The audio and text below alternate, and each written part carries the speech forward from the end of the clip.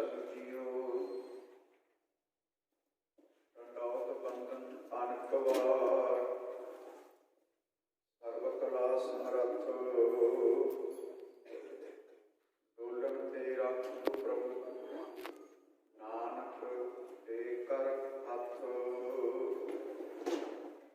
फिरत फिरत प्रभ आय परया तो सरनाए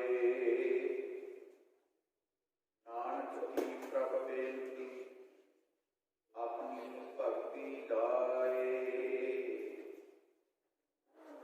नानक की प्रभ बेनती अपनी भक्ति दाए जाको हर रंग लागो इस जुग में सो कहियत है सूगा आत्म जिन सगल वस्ता कर जाका सतगुर पूरा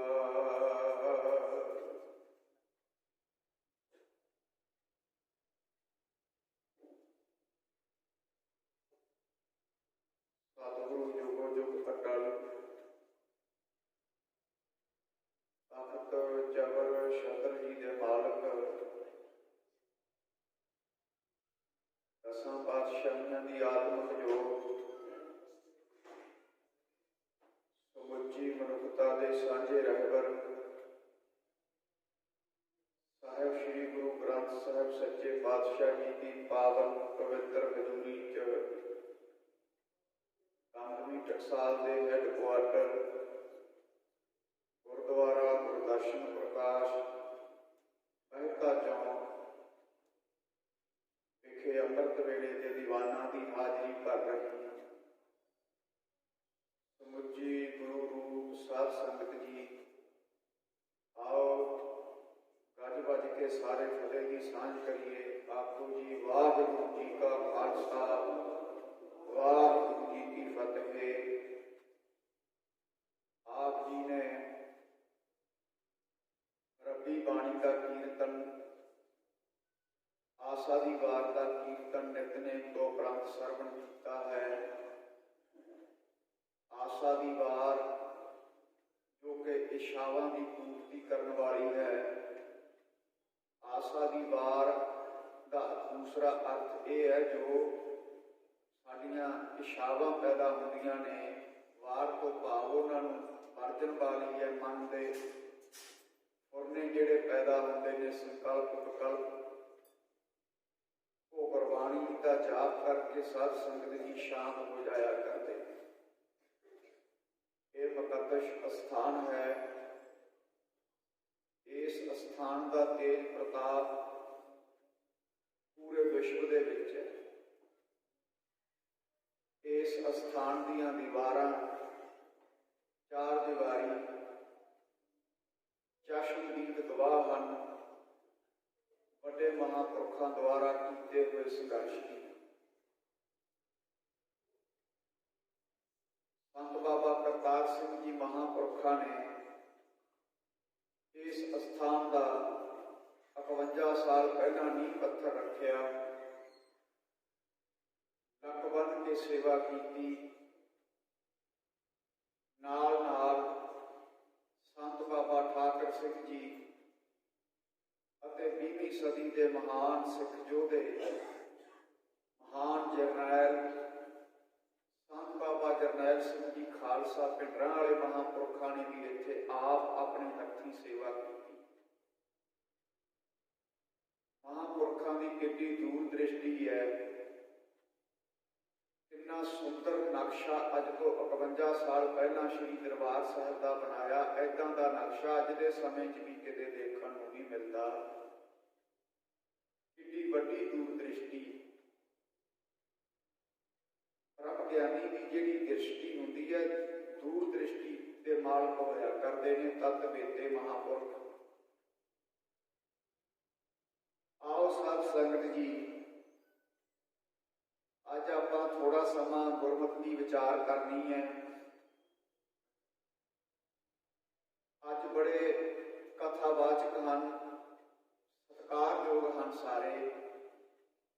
आप आपनी बुद्ध है जेती वर्णत भिन्न भिन्न तोहे देती जिन्नी जिन्नी अकाल पुरख वाहिगुरू तू ਕਿਸੇ ਨੂੰ ਸਮੱਤ ਦਿੰਦਾ ਹੈ, ਬੁੱਧੀ ਬਖਸ਼ਿਸ਼ ਕਰਦਾ ਹੈ, ਉਹਦੇ ਮੁਤਾਬਕ ਸਾਰੇ ਤੇਰੇ ਗੁਣਾਂ ਦਾ ਵਰਣਨ ਕਰਦੇ ਬਖਸ਼ੀ ਹੋਈ ਬੁੱਧੀ ਦੇ ਮੁਤਾਬਕ। ਪਰ ਜਿਹੜੀ ਕਥਾ ਦੀ ਗੱਲ ਹੈ, ਜੋ ਕਥਾ ਵੱਡੇ ਮਹਾਂਪੁਰਖ ਸੰਤ ਬਾਬਾ ਗੁਰਬਚਨ ਸਿੰਘ ਖਾਲਸਾ ਕਰ ਗਏ, ਸੰਤ ਬਾਬਾ ਕਰਤਾਰ ਸਿੰਘ ਖਾਲਸਾ, ਬਾਬਾ ਜਰਨੈਲ ਸਿੰਘ ਖਾਲਸਾ ਕਰ ਗਏ, ਉਹ ਕਥਾ ਦਾ ਆਨੰਦ ਉਹੀ ਸੀ। ਸਾਧ ਸੰਗਤ ਅੱਜ ਵੀ ਸਾਰੇ ਸਤਿਕਾਰਯੋਗ ਹਨ। ਕਥਾ ਦਾ ਪ੍ਰਭਾਵ, ਉਸ ਮਨੁੱਖ ਦੀ ਕਥਾ ਦਾ ਪ੍ਰਭਾਵ ਉਸ ਮਨੁੱਖ ਦੇ ਪ੍ਰਚਾਰ ਦਾ ਪ੍ਰਭਾਵ ਪਵੇਗਾ ਜਿਹੜਾ ਕਹਿਣੀ ਤੇ ਕਰਨੀ ਦੇ ਵਿੱਚ ਪੂਰਾ ਹੋਵੇਗਾ। ਜਿਹੜਾ ਇੱਕ ਆਪ ਜਪਜੀ ਸਾਹਿਬ ਦਾ ਪਾਠ ਨਹੀਂ ਕਰਦਾ, ਲੱਖ ਪਿਆ ਪ੍ਰਚਾਰ ਕਰੇ, ਕਿਸੇ ਤੇ ਡੱਕਾ ਅਸਰ ਨਹੀਂ ਹੋਣਾ।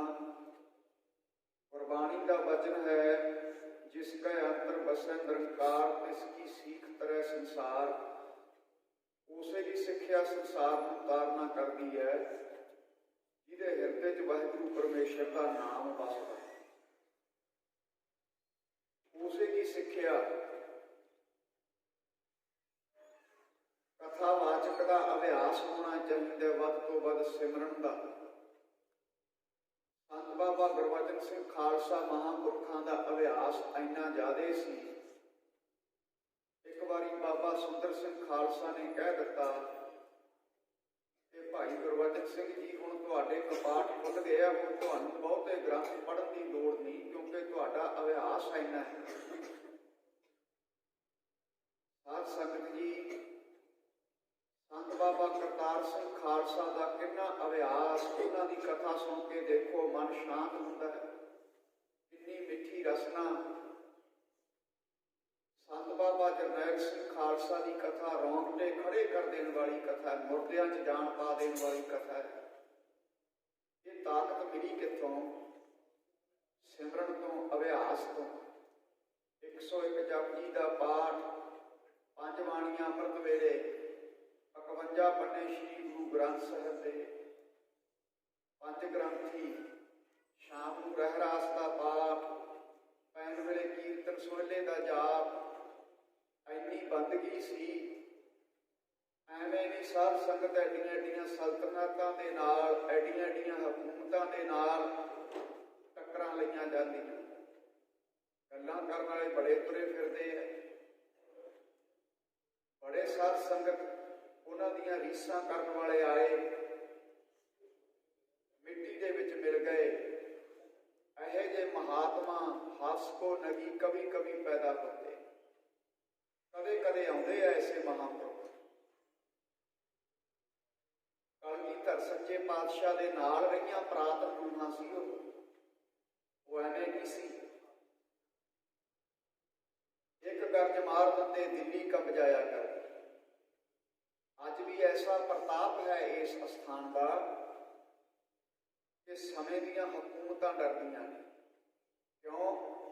ਕਿਉਂਕਿ ਇਸ ਅਸਥਾਨ ਤੇ ਇਕੱਲੇ ਸੰਤ ਹੀ ਨਹੀਂ, ਸਿਪਾਹੀ ਪੈਦਾ ਹੁੰਦੇ। ਖਾਲਸੇ ਨੂੰ ਇਕੱਲਾ ਸੰਤ ਹੀ ਨਹੀਂ ਬਣਾਇਆ, ਸਿਪਾਹੀ ਬਣਾਇਆ ਕਲਗੀਧਰ ਜੀ ਨੇ। ਕਈ ਕਹਿੰਦੇ ਆ ਵੀ ਸ਼ਾਸਤਰਾਂ ਦੀ ਕੀ ਲੋੜ ਹੈ,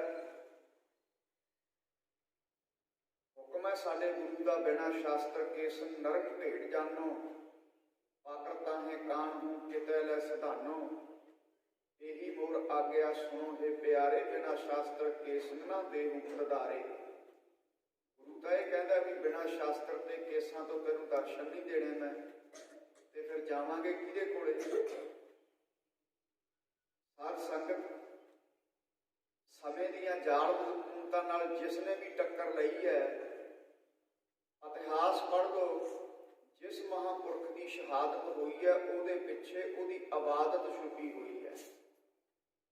ਇਬਾਦਤ ਤੋਂ ਬਿਨਾਂ ਸ਼ਹਾਦਤ ਨਹੀਂ ਦਿੱਤੀ ਜਾਂਦੀ। ਜੇ ਕਿਸੇ ਨੇ ਇਬਾਦਤ ਤੋਂ ਬਿਨਾਂ ਸ਼ਹਾਦਤ ਦਿੱਤੀ ਹੈ ਤਾਂ ਇੱਕ ਵੀ ਦਿਖਾ ਦਿਓ ਇਤਿਹਾਸ ਦੇ ਵਿੱਚ ਕੋਈ ਐਸੀ ਐਗਜ਼ਾਮਪਲ, ਕੋਈ ਐਸੀ ਉਦਾਹਰਨ ਵੀ ਬਿਨਾਂ ਭਗਤੀ ਤੋਂ ਕਿਸੇ ਨੇ ਕੋਈ ਕੁਰਬਾਨੀ ਕੀਤੀ ਹੋਵੇ।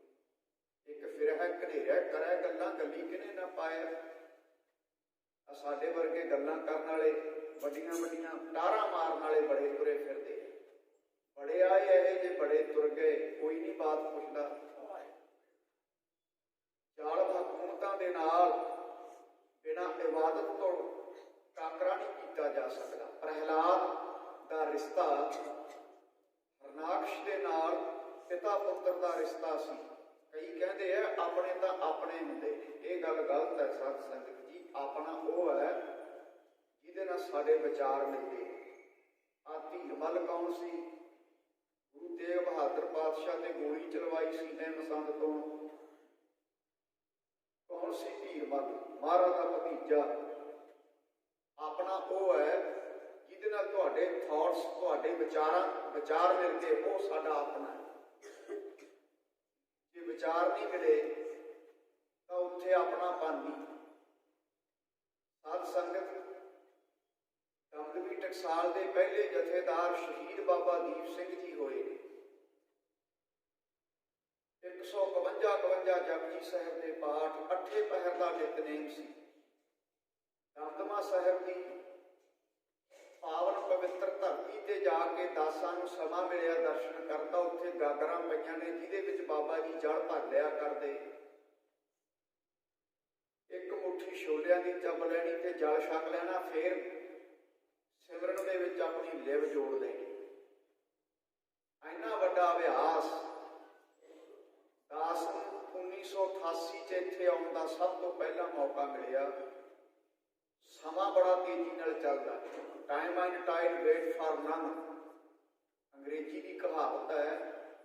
ਇਹਦਾ ਪੰਜਾਬੀ ਦੇ ਵਿੱਚ अर्थ ਬਣਦਾ ਸਮਾਂ ਤੇ ਸਮੁੰਦਰ ਦੀਆਂ ਲਹਿਰਾਂ ਕਿਸੇ ਦਾ ਇੰਤਜ਼ਾਰ नहीं करती। 32 साल हो गए इस स्थान नाल जुड़िया। साध संगत बड़े अभ्यासी देखे इत्थे 15-15 घंटे, 18-18 घंटे अज भी होने। साध संगत एक नूं एक चढ़ेंदे आ, कोई पता नहीं संगत दे विच कोई किड्डा क अभ्यासी बैठा होवे। ये संगत दे विच कई बारी तर्क करन वाले आउंदे है तां बंदगी करन वाले भी इत्थे मौजूद होंदे है। सारे इक्को जिहे नहीं होया करदे। कलयुग दा समा है, कत्ते दा महीना चल रहा है। शहीदां दे सरताज गुरु अर्जन देव सच्चे पातशाह वचन करते हैं, कतक कर्म कमावने दोष न काम जोड़। कतक दो अर्थ ने। एक तो कत्ते का महीना, सर्दी शुरू हो जाती है, अस्सू तो ठंडी मिठी रुत मनी जाती है। साल दी 6 रुत्तां हुंदियां, मौसम दे विच चेंज आउंदी रहिंदी है, रुत्तां मुड़ मुड़ आउंदियां रहिंदियां ने। पर जे मनुख संसार तो चलिया जावे, सिमरन कीते बिना, बंदगी कीते बिना जन्म नूं अजाई गवा के ते वो नहीं मुड़ के आया करता। गण घाले सब दिवस सासन है, बढ़न घटन तिलसार। जीवन लोरह भरम मोह, नानक तेऊ गवार। शरीर रूपी भांडे च वाहिगुरू परमेश्वर ने श्वास गिन के पाए है, ते एक बदना नहीं ते एक घटना नहीं। और जिहड़ा बंदगी करता है, बंदगी करने नाल श्वास सफले बैठत 12, चलत 18, सोए जागे 30, मैथन करे 64 जावे, क्यों ना भजे जगदीश। सिमरन करन दे नाल उम्र वधदी है। श्वास घट खर्च हुंदे ने। जदों कोई विषे विकार भोगदा है तां श्वास वध खर्च हुंदे। ज़्यादा सौण दे नाल श्वास वध खर्च हुंदे। ये हुण आपां देखना कि श्वासां नूं किवें सफले करना। ये नींद क्यों आउंदी है? जिन्ने अंदर साडे साध संगत जी वकार परबल होणगे ना, उन्नी नींद वध आवे। याद रखियो, जिन्नी अंदर वकारां दी मैल हो उन्नी आलस वध हो। ज्यों-ज्यों सिमरन अभ्यास, ज्यों-ज्यों नितनेम वधाउंदे जावांगे, प्रैक्टिकल करके देख लिओ, नींद घटदी जावेगी अपने आप। महापुरुष ਗੁਰਮੁਖ ਸੰਤ ਬਾਬਾ ਜਰਨੈਲ ਸਿੰਘ ਖਾਲਸਾ 22 ਘੰਟੇ ਦਾ ਸਿਮਰਨ ਨੀਂਦ ਦਾ ਵਸੀਕਾਰ ਸੀ ਮਹਾਂਪੁਰਖਾਂ ਦੇ। ਬ੍ਰਹਮ ਗਿਆਨੀ ਸਦਾ ਹੀ ਜਿਉਂਦੇ ਹੈ, ਬ੍ਰਹਮ ਗਿਆਨੀ ਸਦਾ ਸਦ ਜਾਗਤ ਤੇ ਸਦਾ ਹੀ ਜਾਗਦੇ ਹੁੰਦੇ ਆ। ਬ੍ਰਹਮ ਗਿਆਨੀ ਇਹ ਤਾਂ ਸੰਸਾਰ ਹੈ ਜਿਹੜਾ ਅਗਿਆਨ ਦੀ ਨੀਂਦ ਦੇ ਵਿੱਚ ਸੁੱਤਾ ਰਹਿੰਦਾ ਹੈ। 5 ਪ੍ਰਕਾਰ ਦੇ ਭਰਮ ਨੇ, ਭਰਮਾਂ ਦੇ ਵਿੱਚ ਗ੍ਰਸ ਹੋ ਕੇ ਸੁੱਤਾ ਰਹਿੰਦਾ। ਭੇਦ ਭਰਮ, ਸੰਗ ਭਰਮ, ਕਰਤੱਵ ਭਰਮ, ਜਗਤ ਤੇ ਬ੍ਰਹਮ ਦਾ ਭਰਮ। ਇਹਨਾਂ ਭਰਮ ਭੁਲੇਖਿਆਂ ਦੇ ਵਿੱਚ, ਅਗਿਆਨਤਾ ਦੀ ਨੀਂਦ ਦੇ ਵਿੱਚ ਆਪਾਂ ਸੁੱਤੇ ਪਏ ਹਾਂ। ਆਪਾਂ ਕਹਿੰਦੇ ਆਪਾਂ ਜਾਗਦੇ ਹਾਂ। ਮਹਾਰਾਜ ਕਹਿੰਦੇ ਨਹੀਂ, ਤੂੰ ਸਰੀਰ ਕਰਕੇ ਜਾਗਦਾ, ਮਨ ਕਰਕੇ ਨਹੀਂ ਜਾਗਦਾ। ਜਿਸ ਦਿਨ ਤੂੰ ਮਨ ਕਰਕੇ ਜਾਗ ਪਿਆ, ਤੂੰ ਤਾਂ 8 ਪਹਿਰ ਨਾਮ ਜਪੇਗਾ। ਜਾਗ ਲੈ ਹੋ ਰੇ ਮਨਾ, ਜਾਗ ਲੈ ਹੋ ਕਹਾ ਸੋ ਕਾਫਰ ਸੋਇਆ। ਕਿੱਥੇ ਸੁੱਤਾ ਪਿਆ? ਅਗਿਆਨਤਾ ਦੀ ਨੀਂਦ ਵਿੱਚ। 5 ਪ੍ਰਕਾਰ ਦੇ ਭਰਮਾਂ 'ਚ, 5 ਪ੍ਰਕਾਰ ਦੇ ਕਲੇਸ਼ਾਂ 'ਚ, ਅਵਿਦਿਆ, ਅਸਮਤਾ, ਅਵਿਨਵੇਸ਼, ਸ਼ਬਦ ਸਪਰਸ਼ ਰੂਪ ਰਸ ਗੰਧ, ਕਾਮ ਕ੍ਰੋਧ ਲੋਭ ਮੋਹ ਅਹੰਕਾਰ, 5 ਚੋਰ, 5 ਪ੍ਰਕਾਰ ਦੇ ਵਿਸ਼ੇ। ਪਰਮਾਤਮਾ ਵੀ ਅੰਦਰ ਹੈ ਤੇ ਸਾਧ ਸੰਗਤ ਜੀ ਇਹ ਵਿਸ਼ੇ ਵਿਕਾਰ ਵੀ ਅੰਦਰ ਨੇ। ਅਗਿਆਨਤਾ ਦਾ ਪਰਦਾ ਪਿਆ ਹੋਇਆ ਹੈਗਾ, ਤਾਂ ਕਰਕੇ ਅੰਦਰ ਬੈਠਾ ਪਰਮੇਸ਼ਰ ਨਜ਼ਰ ਨਹੀਂ ਆਉਂਦਾ। ਜਦੋਂ ਗੁਰੂ ਦੀ ਕਿਰਪਾ ਹੁੰਦੀ ਹੈ, ਵੇਖੋ ਭਾਈ ਗਿਆਨ ਕੀ ਆਈ ਆਂਦੀ, ਸਦਾ ਉਡਾਨੀ ਭਰਮ ਕੀ ਟਾਟੀ ਰਹੇ ਨਾ ਮਾਇਆ ਬਾਂਧੀ। ਜਦੋਂ ਗਿਆਨ ਦੀ ਹਨੇਰੀ ਚੱਲਦੀ ਹੈ ਨਾ, ਫਿਰ ਇਹ ਭਰਮਾਂ ਨੂੰ ਤੇ ਵਿਸ਼ੇ ਵਿਕਾਰਾਂ ਨੂੰ ਰੋੜ ਕੇ ਲੈ ਜਾਂਦੀ ਹੈ। ਫਿਰ ਅੰਦਰੋਂ ਉਸ ਵਾਹਿਗੁਰੂ ਪਰਮੇਸ਼ਰ ਦੇ ਦਰਸ਼ਨ ਹੋ ਜਾਂਦੇ। ਜਿਵੇਂ ਬਾਸ਼ਨਾ ਫੁੱਲਾਂ ਦੇ ਵਿੱਚ ਹੈ, ਪਰਛਾਵਾਂ ਸ਼ੀਸ਼ੇ 'ਚ ਹੁੰਦਾ ਹੈ, ਇਸੇ ਤਰ੍ਹਾਂ ਵਾਹਿਗੁਰੂ ਕੋਈ ਬਾਹਰ ਨਹੀਂ, ਬਾਹਰ ਵੀ ਉਹੀ ਹੈ। ਜਦੋਂ ਅੰਦਰੋਂ ਸਾਖਿਆਤ ਹੋ ਗਿਆ, ਫਿਰ ਬਾਹਰੋਂ ਵੀ ਉਹਦੇ ਦਰਸ਼ਨ ਹੋਣਗੇ। ਅੰਤਰ ਵਸੈ ਬਾਹਰ ਵੀ ਉਹੀ, ਅੰਦਰ ਵੀ ਉਹੀ ਹੈ ਤੇ ਬਾਹਰ ਵੀ ਉਹੀ ਹੈ। ਹਰ ਜਗ੍ਹਾ ਸਰਬ ਵਿਆਪਕ ਹੈ। ਉਹ ਅਗਿਆਨਤਾ ਦਾ ਪਰਦਾ ਪਿਆ ਹੋਣ ਕਰਕੇ ਉਹਦੇ ਦਰਸ਼ਨ ਨਹੀਂ ਹੋ ਰਹੇ। ਅਗਿਆਨਤਾ ਦਾ ਪਰਦਾ ਨਾਮ ਨੇ, ਸਿਮਰਨ ਨੇ, ਗੁਰਬਾਣੀ ਨੇ, ਨਿਤਨੇਮ ਨੇ ਕੱਟਣਾ। ਗੁਰਬਾਣੀ ਦਾ ਵਚਨ ਹੈ, ਦਾਵਾ ਅਗਨ ਬਹੁਤ ਤ੍ਰਿਟ ਜਾਲੇ ਕੋਈ ਹਰਿਆ ਬੂਟ ਰਹੇ ਹੋ। ਦਾਵਾ ਅਗਨ ਜਿਹੜੀ ਹੈ ਨਾ, ਇਹ ਜੰਗਲ ਦੇ ਵਿੱਚ ਜਦੋਂ ਬਾਂਸ ਭਿੜਦੇ ਆ, ਬਾਂਸ ਜਦੋਂ ਭਿੜਦੇ ਆ, ਜਿਹੜੀ ਅੱਗ ਪੈਦਾ ਹੁੰਦੀ ਹੈ ਉਹਨੂੰ ਦਾਵਾ ਨਾਲ ਅਗਨੀ ਕਹਿੰਦੇ। ਇਹ ਦਾਵਾ ਨਾਲ ਅਗਨੀ ਨੇ, ਜਦੋਂ ਦਾਵਾ ਨਾਲ ਅਗਨੀ ਪੈਦਾ ਹੁੰਦੀ ਹੈ, ਕੋਈ ਬਿਰਲਾ ਹਰਿਆ ਬੂਟਾ ਰਹਿ ਜਾਂਦਾ, ਜੰਗਲ ਨੂੰ ਸਾੜ ਕੇ ਸੁਆਹ ਕਰ ਦਿੰਦੀ ਹੈ। ਇਸੇ ਤਰ੍ਹਾਂ ਸਾਨੂੰ ਈਰਖਾ ਰੂਪੀ ਅੱਗ ਨੇ ਸਾੜ ਦਿੱਤਾ। ਕੋਈ ਬਿਰਲਾ ਹਰਿਆ ਬੂਟਾ ਜਿਹਦੇ ਅੰਦਰ ਪ੍ਰੇਮ ਹੈ ਤੇ ਪਿਆਰ ਹੈ। ਸਾਧ ਸੰਗਤ ਜੀ, ਇਹ ਮਹਿਤਾ ਚੌਂਕ ਦਾ ਸਥਾਨ ਇੱਕ ਹਰਿਆ ਬੂਟਾ ਸਿੱਖ ਕੌਮ ਦੇ ਵਿੱਚ, ਸਿੱਖ ਪੰਥ ਦੇ ਵਿੱਚ, ਜਿੱਥੇ ਪ੍ਰੇਮ ਹੈ, ਪਿਆਰ ਹੈ, ਨਿਤਨੇਮ ਹੈ ਤੇ ਕਕਾਰਾਂ ਦੀ ਰਹਿਤ ਹੈ। ਮਾਫ ਕਰਨਾ, ਸਾਰੀਆਂ ਸੰਪਰਦਾਵਾਂ ਸਤਿਕਾਰਯੋਗ ਨੇ। ਵੱਡੀਆਂ ਵੱਡੀਆਂ ਸੰਪਰਦਾਵਾਂ 'ਚ ਜਾ ਕੇ ਦੇਖਿਆ, ਮੁਖੀਆਂ ਨੂੰ ਦੇਖਿਆ, ਕੋਈ ਰਹਿਤ ਮਰਿਆਦਾ ਨਹੀਂ। ਕਈ ਤਾਂ ਸ਼੍ਰੀ ਸਾਹਿਬ ਕਿਰਪਾਨ ਬਣੀ ਧਾਰਨ ਕਰਦੇ। ਕਹਿੰਦੇ ਵੀ ਬ੍ਰਹਮ ਗਿਆਨੀ ਨੂੰ ਕੀ ਲੋੜ ਹੈ ਕਿਰਪਾਨ ਪਾਉਣ ਦੀ? ਕੀ ਗੁਰੂ ਗੋਬਿੰਦ ਸਿੰਘ ਨਾਲੋਂ ਵੀ ਵੱਡਾ ਬ੍ਰਹਮ ਗਿਆਨੀ ਜੰਮ ਪਿਆ ਕੋਈ? ਨਿਸ਼ਾਨ ਸਿੱਖੀ 5 ਹਰਫ ਕਾਂਫ, ਹਰ ਗਿਜ ਨਾ ਵਾਸ਼ਦੀ 5 ਮੁਆਫ, 5 ਕਕਾਰ ਸਿੱਖੀ ਦੀ ਨਿਸ਼ਾਨੀ। ਇਹ 5 ਕਕਾਰ ਸਾਨੂੰ ਗੁਰੂ ਨੇ ਬਖਸ਼ਿਸ਼ ਕੀਤੇ। ਕਿਰਪਾਨ, ਕੰਘਾ, ਕੇਸ, ਕੜਾ, ਕਛਹਿਰਾ, ਇਹ ਸਾਡੇ ਗੁਰੂ ਮਹਾਰਾਜ ਨੇ ਸਾਨੂੰ ਬਖਸ਼ਿਸ਼ ਕੀਤੇ ਹੈ। ਜਿਹੜਾ 5 ਕਕਾਰਾਂ ਦਾ ਧਾਰਨੀ ਨਹੀਂ ਹੋ ਸਕਦਾ, ਕੀ ਉਹਦੇ ਪ੍ਰਚਾਰ ਦਾ ਕਿਸੇ ਤੇ ਅਸਰ ਹੋਵੇ? ਸੋ ਇਹ ਤਾਂ ਇੱਕ ਦਮਦਮੀ ਟਕਸਾਲ ਹੈ, ਜਿੱਥੇ ਰਹਿਤ ਕਿਵੇਂ ਰੱਖਣੀ ਹੈ, ਮਰਿਆਦਾ ਕਿਵੇਂ ਰੱਖਣੀ ਹੈ, ਗੁਰੂ ਦਾ ਸਤਿਕਾਰ ਕਿਵੇਂ ਕਰਨਾ ਹੈ। ਇਹ ਕੇਂਦਰੀ ਸਥਾਨ ਹੈ ਪੂਰੀ ਦੁਨੀਆ ਦੇ ਵਿੱਚੋਂ। ਗੁਰਦੁਆਰਾ ਗੁਰਦਰਸ਼ਨ ਪ੍ਰਕਾਸ਼ ਮਹਿਤਾ ਚੌਂਕ ਇਹ ਇੱਕ ਹਰਿਆ ਬੂਟਾ ਹੈਗਾ, ਜਿਹੜਾ ਕਿ ਬਹੁਤ ਵੱਡੀਆਂ ਸੇਵਾਵਾਂ ਦਮਦਮੀ ਟਕਸਾਲ ਦੀਆਂ ਨੇ। ਹਜ਼ਾਰਾਂ ਲੱਖਾਂ ਇੱਥੋਂ ਗ੍ਰੰਥੀ ਸਿੰਘ ਬਣੇ, ਗਿਆਨੀ ਸਿੰਘ ਬਣੇ, ਤਖਤਾਂ ਦੇ ਜਥੇਦਾਰ ਬਣੇ। ਇਹ ਦੇਣ ਹੈ ਦਮਦਮੀ ਟਕਸਾਲ ਦੀ। ਨਿੰਦਿਆ ਕਰਨੀ ਤਾਂ ਬੜੀ ਸੌਖੀ ਹੈ, ਬਾਹਾਂ ਉਲਾਲ ਕੇ ਗੱਲਾਂ ਕਰਨੀਆਂ ਬੜੀਆਂ ਸੌਖੀਆਂ ਨੇ। ਮੀਡੀਏ 'ਚ ਸਟੇਜਾਂ ਤੇ ਬੜੇ ਆਏ ਬਾਹਾਂ ਉਲਾਰਨ ਵਾਲੇ, ਬੜੇ ਆਏ ਤੇ ਬੜੇ ਹੈਗੇ ਆ ਤੇ ਤੁਰ ਗਏ ਤੇ ਕਈਆਂ ਨੇ ਤੁਰ ਜਾਣੇ। ਕੋਈ ਨਹੀਂ ਕਿਸੇ ਨੂੰ ਪੁੱਛਦਾ। ਗੁਰੂ ਦਾ ਬਚਨ ਹੈ ਰਹਿਤ ਪਿਆਰੀ ਮੁਝ ਕੋ ਸਿੱਖ ਪਿਆਰਾ ਨਾ। ਮੈਨੂੰ ਰਹਿਤ ਪਿਆਰੀ ਹੈ। ਯਾਦ ਰੱਖਿਓ, ਜਿੰਨੀ ਕਰੜੀ ਰਹਿਤ ਹੋਵੇਗੀ ਓਨਾ ਕਰੜਾ ਸਿੱਖ ਹੋਵੇਗਾ।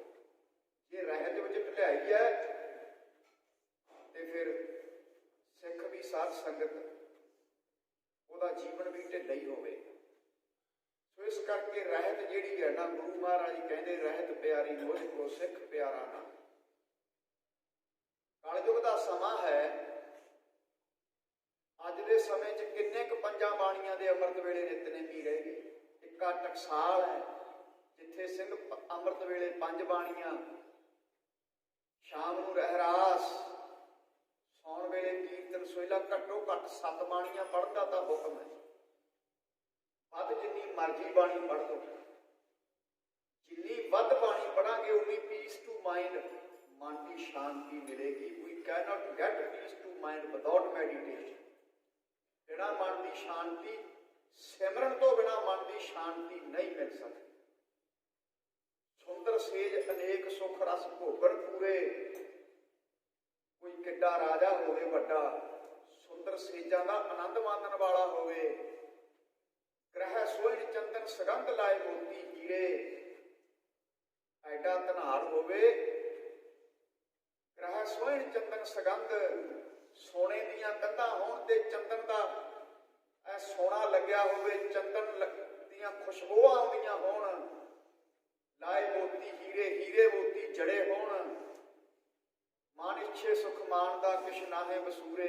ਜੋ ਮਨ ਚਾਵੇ ਉਹ ਕਰੇ। ਆ ਰਾਜੇ ਮਹਾਰਾਜੇ ਮਾਣਾ ਨਹੀਂ ਕਰਦੇ। ਕੋਈ ਹੈ ਰੱਬ ਦਾ ਡਰ ਇਹਨਾਂ ਨੂੰ? ਪਰ ਪਤਾ ਉਦੋਂ ਲੱਗਦਾ ਜਦੋਂ ਜਮਾਂ ਦਾ ਡੰਡ ਆ ਕੇ ਸਿਰ ਤੇ। ਸਾਧ ਸੰਗਤ ਜੀ, ਕਾਲ ਕੂਕ ਦਾ ਜਦੋਂ ਜਮਾਂ ਦਾ ਡੰਡਾ ਵੱਜਦਾ ਸਿਰ, ਫੇਰ ਚੇਤਾ ਆਉਂਦਾ ਕਿ ਸਾਰੀ ਉਮਰ ਐਵੇਂ ਐਸ਼ ਪ੍ਰਸਤੀਆਂ ਜੀ ਬਤੀਤ ਕਰ ਲਈ। ਜਦੋਂ ਜਮ ਸਰਾਣੇ ਆ ਖੜਦਾ, ਪਰ ਜੇ ਸਿਮਰਨ ਨਹੀਂ ਕਰਦਾ, ਸੋ ਪ੍ਰਭ ਚਿਤਨਾ ਆਵੀ ਵਿਸ਼ਟਾ ਕੇ ਕੀੜੇ। ਸਾਧ ਸੰਗਤ ਜੀ, ਜਿਹੜਾ ਸਿਮਰਨ ਨਹੀਂ ਕਰਦਾ ਹੋਊਗਾ ਆਪਣੇ ਆਪ ਨੂੰ ਵੱਡਾ ਰਾਜਾ, ਪਰ ਗੁਰੂ ਸਾਹਿਬ ਦੀ ਨਿਗਾਹ ਦੇ ਵਿੱਚ ਤਾਂ ਇੱਕ ਵਿਸ਼ਟਾ ਦਾ ਕੀੜਾ ਹੈ। ਸਾਧ ਸੰਗਤ, ਬਿਨਾਂ ਮਨ ਦੀ ਸ਼ਾਂਤੀ ਸਿਮਰਨ ਤੋਂ ਬਿਨਾਂ ਆ ਨਹੀਂ ਸਕਦੀ। ਅੱਜ ਫਰਸਟ੍ਰੇਸ਼ਨ ਫੈਲੀ ਪਈ ਆ ਸੰਸਾਰ 'ਚ। ਫਰਸਟਡ ਹੋਏ ਪਏ ਨੇ ਸਾਰੇ। ਘਰਾਂ 'ਚ ਕਲੇਸ਼ ਵੜ ਗਏ। ਕਲੇਸ਼ ਕਿਉਂ ਵੜ ਗਏ? ਕਿਉਂਕਿ ਨਿਤਨੇਮ ਛੱਡਤਾ, ਬਾਣੀ ਛੱਡ ਦਿੱਤੀ। ਅੱਜ ਤੋਂ 30 ਸਾਲ ਪਹਿਲਾਂ ਲੋਕ ਦੂਰ ਜਾਇਆ ਕਰਦੇ ਸਿਨੇਮਾ ਦੇਖਣ ਪੈਸੇ ਖਰਚ ਕੇ। ਜਿਨ੍ਹਾਂ ਸਮਿਆਂ ਦੇ ਵਿੱਚ ਅਸੀਂ ਇੱਥੇ ਆਏ, 1988-90 ਦੀਆਂ ਗੱਲਾਂ, ਉਦੋਂ ਲੋਕ ਪੈਸੇ ਖਰਚ ਕੇ, ਹੁਣ ਤਾਂ ਸਿਨੇਮਾ ਹਰ ਹੱਥ ਦੇ ਵਿੱਚ ਹੈ।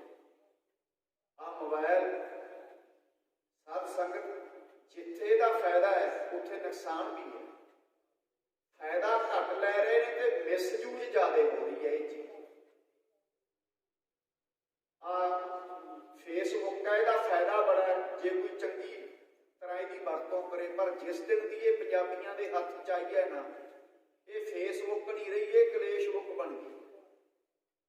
ਸਿਮਰਨ ਛੱਡਤਾ, ਬੰਦਗੀ ਛੱਡਤੀ।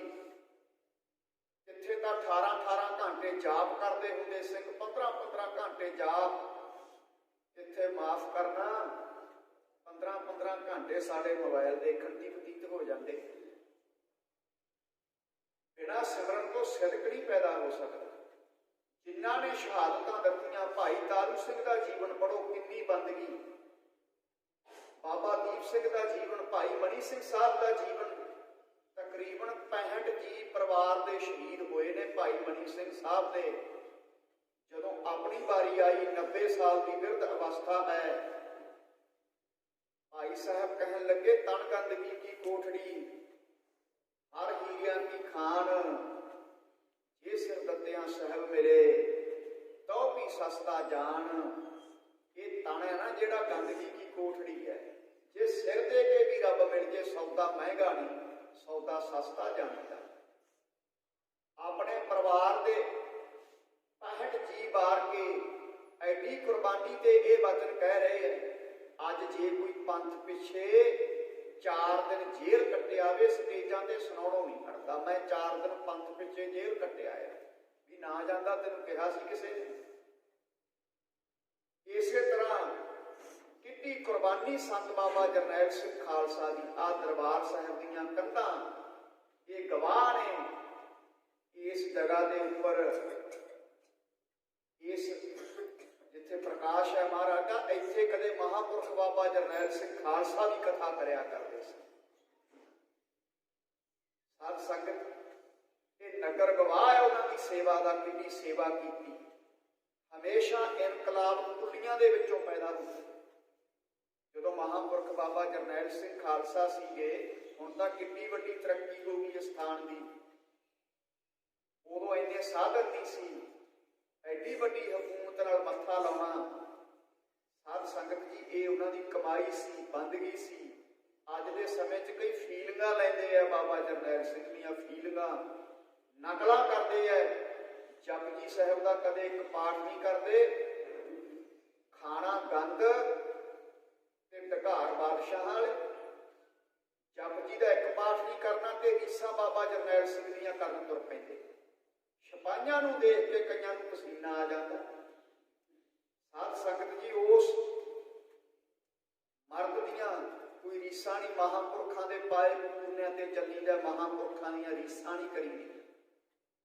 ਆਓ ਕਤਕ ਕਰਮ ਕਮਾਵਨੇ ਦੋਸ਼ ਨਾ ਕੰਮ ਜੋਗ, ਪਰਮੇਸ਼ਰ ਤੇ ਭੁੱਲਿਆ ਵਿਆਪਨ ਸਭੈ ਰੋਗ। ਕਤਕ ਦਾ ਅਰਥ ਹੈ ਕੱਤੇ ਦਾ ਮਹੀਨਾ, ਦੂਜਾ ਇਹਦਾ ਅਰਥ ਹੈ ਮਨੁੱਖਾ ਜੀਵਨ। ਜਿਹੜਾ ਆਪਣੇ ਮਨੁੱਖਾ ਜੀਵਨ ਦੇ ਵਿੱਚ ਜੇ ਸ਼ੁਭ ਕਰਮ ਕਰੇਗਾ ਉਹਦਾ ਫਲ ਉਹਨੂੰ ਸ਼ੁਭ ਮਿਲੇਗਾ, ਜੇ ਕੋਈ ਨਖਿੱਧ ਕਰਮ ਕਰੇਗਾ ਉਹਨੂੰ ਨਖਿੱਧ ਕਰਮ ਭੋਗਣੇ ਪੈਣਗੇ। ਪਰਮੇਸ਼ਰ ਤੇ ਭੁੱਲਿਆ ਵਿਆਪਨ ਸਭੈ ਰੋਗ।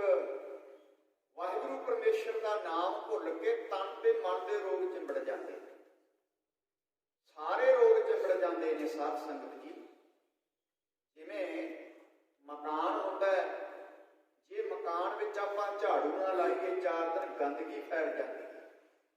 ਇਸੇ ਤਰ੍ਹਾਂ ਸਰੀਰ ਰੂਪੀ ਜਿਹੜਾ ਘਰ ਹੈ ਨਾ, ਇਹਨੂੰ ਹਰਮੰਦਰ ਵੀ ਕਿਹਾ, ਹਰੀ ਦਾ ਵਸ ਹੈ।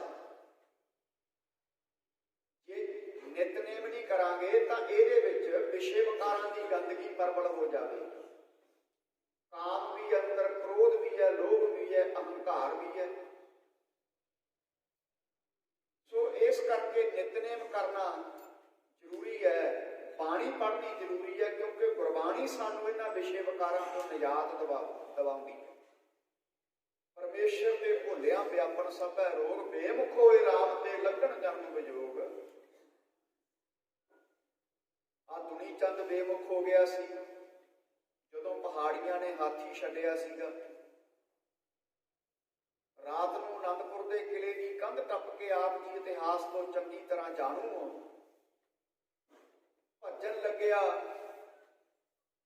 ਕਿਉਂਕਿ ਬਾਣੀ ਪੜ੍ਹਦਾ ਨਹੀਂ ਸੀ, ਗੁਰੂ ਤੇ ਭਰੋਸਾ ਨਹੀਂ ਸੀ। ਗੁਰਬਾਣੀ ਪੜ੍ਹੇ ਤੋਂ ਬਿਨਾਂ ਆਤਮਕ ਉન્નਤੀ ਨਹੀਂ ਹੋ ਸਕਦੀ।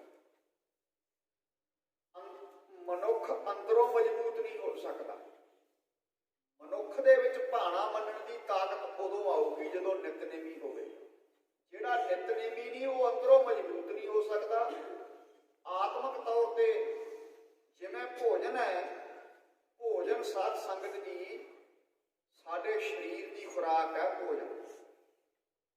ਜੇ ਭੋਜਨ ਨਹੀਂ ਲਵਾਂਗੇ ਸਰੀਰ ਵੀਕ ਹੋ ਜਾਵੇਗਾ। ਇਸੇ ਤਰ੍ਹਾਂ ਰੂਹ ਦੀ ਖੁਰਾਕ ਭਜਨ ਹੈ ਵਾਹਿਗੁਰੂ ਦਾ। ਜੇ ਭਜਨ ਨਹੀਂ ਕਰਾਂਗੇ ਜਿਹੜਾ ਮਨ ਹੈ ਨਾ ਇਹ ਕਮਜ਼ੋਰ ਹੋ ਜਾਂਦਾ। ਆਤਮਕ ਉન્નਤੀ ਨਹੀਂ ਹੁੰਦੀ ਭਜਨ ਕਰੇ ਤੋਂ ਬਿਨਾਂ। ਮਨ ਤਕੜਾ ਕਿਵੇਂ ਹੁੰਦਾ ਹੈ? ਕੋਈ ਮਾਸ ਖਾ ਕੇ ਮਨ ਤਕੜਾ ਨਹੀਂ ਹੁੰਦਾ। ਮਨ ਤਕੜਾ ਹੁੰਦਾ ਵਾਹਿਗੁਰੂ ਦਾ ਭਜਨ ਕਰਕੇ, ਸਿਮਰਨ ਕਰਕੇ। ਨਿਰਭੈਤਾ ਹੁੰਦੀ ਹੈ, ਨਿਡਰਤਾ ਹੁੰਦੀ ਹੈ, ਰੱਬ ਵਾਲੇ ਗੁਣ ਆ ਜਾਂਦੇ ਨੇ। ਜਿਹੜਾ ਸਿਮਰਨ ਕਰਦਾ ਰੱਬ ਦੇ ਪਿਆਰੇ ਤੇ ਰੱਬ ਵਾਲੇ ਗੁਣ ਆ ਜਾਂਦੇ ਨੇ। ਜਿਵੇਂ ਵਾਹਿਗੁਰੂ ਨਿਰਭਉ ਹੈ, ਨਿਰਵੈਰ ਹੈ, ਇਸੇ ਤਰ੍ਹਾਂ ਵਾਹਿਗੁਰੂ ਦਾ ਪਿਆਰਾ ਵੀ ਨਿਰਭਉ ਤੇ ਨਿਰਵੈਰ ਹੋ ਕੇ ਵਿਚਰਦਾ। ਸੰਤ ਬਾਬਾ ਜਰਨੈਲ ਸਿੰਘ ਖਾਲਸਾ ਨਿਰਭਉ ਵੀ ਸੀ ਤੇ ਨਿਰਵੈਰ ਵੀ ਸੀ। ਵੈਰ ਨਹੀਂ ਸੀ ਕੋਈ, ਕਿਸੇ ਹਿੰਦੂ ਧਰਮ ਦੇ ਨਾਲ ਉਹਨਾਂ ਦਾ ਵੈਰ ਨਹੀਂ ਸੀ। ਉਹਨਾਂ ਦਾ ਵੈਰ ਜ਼ਬਰ ਤੇ ਜ਼ੁਲਮ ਕਰਨ ਵਾਲਿਆਂ ਦੇ ਨਾਲ ਸੀ। ਜੇ ਹਿੰਦੂਆਂ ਨਾਲ ਵੈਰ ਹੁੰਦਾ ਗੁਰਦਾਸਪੁਰ ਦੀ ਜੇਲ੍ਹ 'ਚ ਮੰਦਿਰ ਕਿਉਂ ਬਣਵਾਉਂਦੇ? ਜੇ ਹਿੰਦੂਆਂ ਨਾਲ ਵੈਰ ਹੁੰਦਾ ਕਪੂਰਥਲੇ ਰਮਾਇਣ ਨੂੰ ਅੱਗ ਲੱਗ ਗਈ, 5000 ਰੁਪਈਆ ਉਸ ਸਮੇਂ ਤੇ ਮਹਾਂਪੁਰਖਾਂ ਨੇ ਆਪਣੇ ਕੋਲੋਂ ਉਸ ਰਮਾਇਣ ਦੇ ਕੇਸ ਤੇ ਖਰਚੇ। ਇੱਕ ਵਾਰੀ ਜਲਾਲਾਬਾਦ 10,000 ਦੇ ਇਕੱਠ ਵਿੱਚ ਪ੍ਰਚਾਰ ਕਰ ਰਹੇ ਸੀ। ਇੱਕ ਹਿੰਦੂ ਆ ਕੇ ਸਟੇਜ ਤੇ ਧਾਹਾਂ ਮਾਰ ਕੇ ਰੋਣ ਲੱਗ ਗਿਆ। ਕਹਿਣ ਲੱਗਿਆ ਜੀ ਕੋਈ ਬਦਮਾਸ਼ ਬੰਦਾ ਮੇਰੀ ਲੜਕੀ ਚੁੱਕ ਕੇ ਲੈ ਗਿਆ, ਤੁਹਾਡਾ ਤਾਂ ਇਤਿਹਾਸ ਹੈ, ਤੁਸੀਂ ਤਾਂ 30,000 ਛਡਾਉਂਦੇ ਰਹੇ ਅਬਦਾਲੀ ਵਰਗਿਆਂ ਤੋਂ, ਤੁਸੀਂ ਬਾਬਾ ਦੀਪ ਸਿੰਘ ਦੀ ਟਕਸਾਲ ਦੇ ਸੇਵਾਦਾਰ ਹੋ, ਮੇਰੇ ਗਰੀਬ ਤੇ ਕਿਰਪਾ ਕਰੋ। ਜੇ ਸੰਤਾਂ ਦਾ ਹਿੰਦੂਆਂ ਨਾਲ ਵੈਰ ਹੁੰਦਾ ਉਹਨੂੰ ਕਹਿ ਦਿੰਦੇ ਜਾਂ ਭਾਜਾ ਕਿਤੇ ਹੋਰ ਜਾ ਕੇ ਮਦਦ ਮੰਗ ਲੈ। ਸੰਤ ਕਹਿੰਦੇ ਜੇ ਕੋਈ ਹੋਰ ਗੱਲ ਨਾ ਹੋਈ, 4:45 ਵਜੇ ਨੂੰ ਤੇਰੀ ਲੜਕੀ ਤੇਰੇ ਘਰ ਆਊਗੀ। ਸੂਰਬੀਰ ਬਚਨ ਕੇ ਬੜੀ, ਉਹਨਾਂ ਦੀ ਰਸਨਾ ਦੇ ਵਿੱਚ ਐਡੀ ਤਾਕਤ ਸੀ, 4:45 ਵਜੇ ਨੂੰ ਲੜਕੀ ਨੂੰ ਘਰੇ ਲਿਆ ਕੇ ਦਿੱਤਾ। ਸੋ ਨਿਰਵੈਰ ਸੀਗੇ ਮਹਾਂਪੁਰਖ, ਜ਼ਬਰ ਜ਼ੁਲਮ ਕਰਨ ਵਾਲਿਆਂ ਨਾਲ ਵੈਰ ਸੀ ਉਹਨਾਂ ਦਾ। ਸਾਡਾ ਗੁਰੂ ਵੀ ਨਿਰਵੈਰ ਹੈ।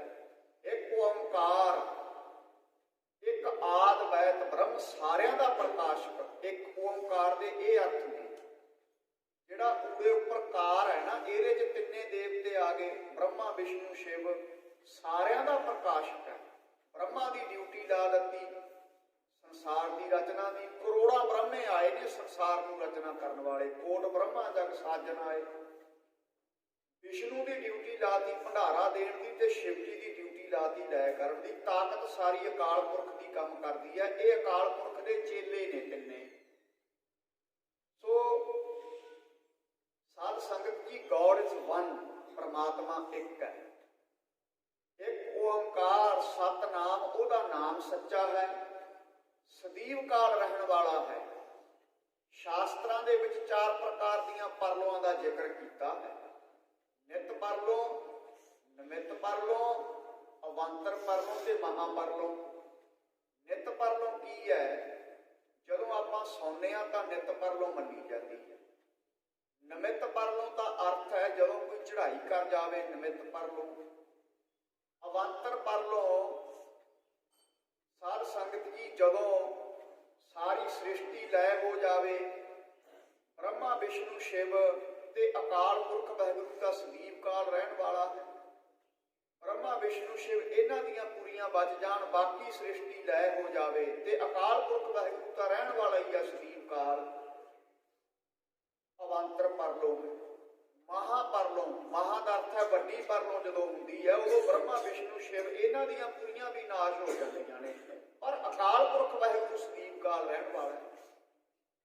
ਗੁਰੂ ਮਹਾਰਾਜ ਕਹਿੰਦੇ ਕਈ ਸ਼ਿਵ ਜੀ ਨੂੰ ਸਦਾ ਸ਼ਿਵ ਮੰਨੀ ਜਾਂਦੇ ਨੇ। ਮਹਾਦੇਵ ਕੋ ਕਹਿਤ ਸਦਾ ਸ਼ਿਵ, ਨਿਰੰਕਾਰ ਕਾ ਚੀਨਤ ਨਹੀਂ ਭਿਵ। ਵਚਨ ਆਉਂਦੇ ਆ ਨਾ 10ਵੀਂ ਦੀ ਬਾਣੀ 'ਚ। ਕਈ ਮੂਰਖ ਲੋਕ ਸ਼ਿਵ ਜੀ ਨੂੰ ਇਹ ਸਦਾ ਰਹਿਣ ਵਾਲਾ ਮੰਨੀ ਜਾਂਦੇ। ਸ਼ਿਵ ਦਾ ਜਿੱਥੇ ਅਰਥ ਆਉਂਦਾ ਗੁਰੂ ਗ੍ਰੰਥ ਸਾਹਿਬ ਦੇ ਵਿੱਚ, ਇਹਦਾ ਅਰਥ ਹੈ ਕਲਿਆਣ ਸਰੂਪ। ਜਿਹੜਾ ਸ਼ਿਵ ਜੀ ਦੇਵਤਾ ਹੈ, ਇਹ ਸਦਾ ਵਾਸਤੇ ਨਹੀਂ ਰਹਿਣ ਵਾਲਾ। ਸਦਾ ਸ਼ਿਵ ਅਕਾਲ ਪੁਰਖ ਵਾਹਿਗੁਰੂ ਹੈਗਾ, ਕਲਿਆਣ ਸਰੂਪ ਹੈ ਜਿਹੜਾ। God is one, God has no enemy. ਰੱਬ ਦਾ ਕੋਈ ਦੁਸ਼ਮਣ ਨਹੀਂ। ਐਨਮੀ ਇੰਗਲਿਸ਼ ਦੇ ਵਿੱਚ ਦੁਸ਼ਮਣ ਨੂੰ ਕਹਿੰਦੇ। ਜਦੋਂ ਤੁਸੀਂ ਜ਼ਿੰਦਗੀ ਦੇ ਵਿੱਚ ਸੰਘਰਸ਼ ਕਰੋਗੇ ਤਾਂ ਸਾਧ ਸੰਗਤ ਜੀ ਮੁਸ਼ਕਲਾਂ ਦਾ ਸਾਹਮਣਾ ਤਾਂ ਕਰਨਾ ਪੈਂਦਾ। Whatever you see in this universe is your own body present also. He who tries to find out and understand the truth will ultimately get the revelation. ਜਿਹਨੇ ਸੱਚ ਦੇ ਰਾਹ ਤੇ ਚੱਲਣ ਦੀ ਕੋਸ਼ਿਸ਼ ਕੀਤੀ ਹੈ ਨਾ, ਉਹਨੂੰ ਸੰਘਰਸ਼ ਕਰਨਾ ਪਿਆ ਤੇ ਮੁਸ਼ਕਲਾਂ ਦਾ ਸਾਹਮਣਾ ਕਰਨਾ। Slow and steady wins the race. सहज पक्के सो मीठा होए, पर रब दे प्यारे सहज सुभाव नहीं कदे छड्डिया करे। महापुरख बाबा जरनैल सिंह खालसा दे सारा मीडिया खिलाफ सी उस समय, पर अज साध संगत जी अखीर दे विच सच दी जित होई।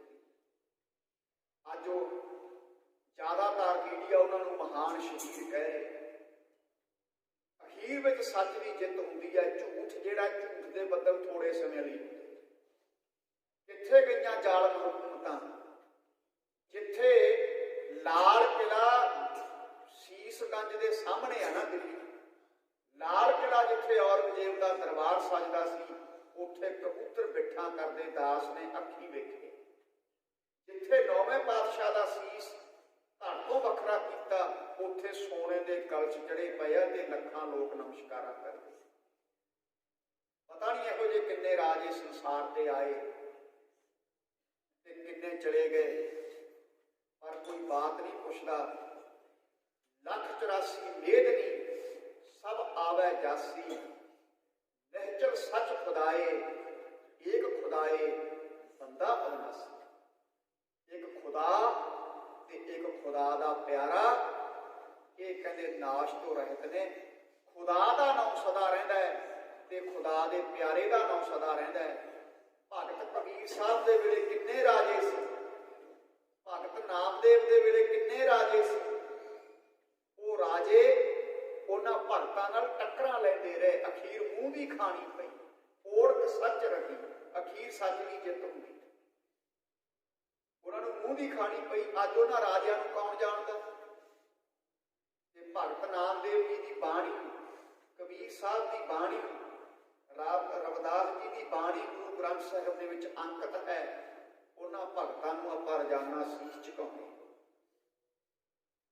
जीवत ही वेखे जिनी हर हर ध्याया, जिन्होंने नितनेम किया, कमाई की है, नाम जपिया, वो सदा ही जिउंदे है। साध संगत जी सदा ही जिउंदे रहंदे ने। वो गल्लां वाले बड़े आए ते बड़ियां ने आउणा, तुर के तुर जाना। महापुरख बाबा जरनैल सिंह खालसा कहा करदे, कहंदे निरापुरा नारे लाउण नाल खालसा राज नहीं मिलेगा। जिस दिन बच्चा बच्चा गुरु का अमृत छक के अमृतधारी हो गया, रहत रख ली ते बाणी लागे पढ़न, खालसतान मंगण की लोड़ नहीं पैनी, शाम तक मिल जाए।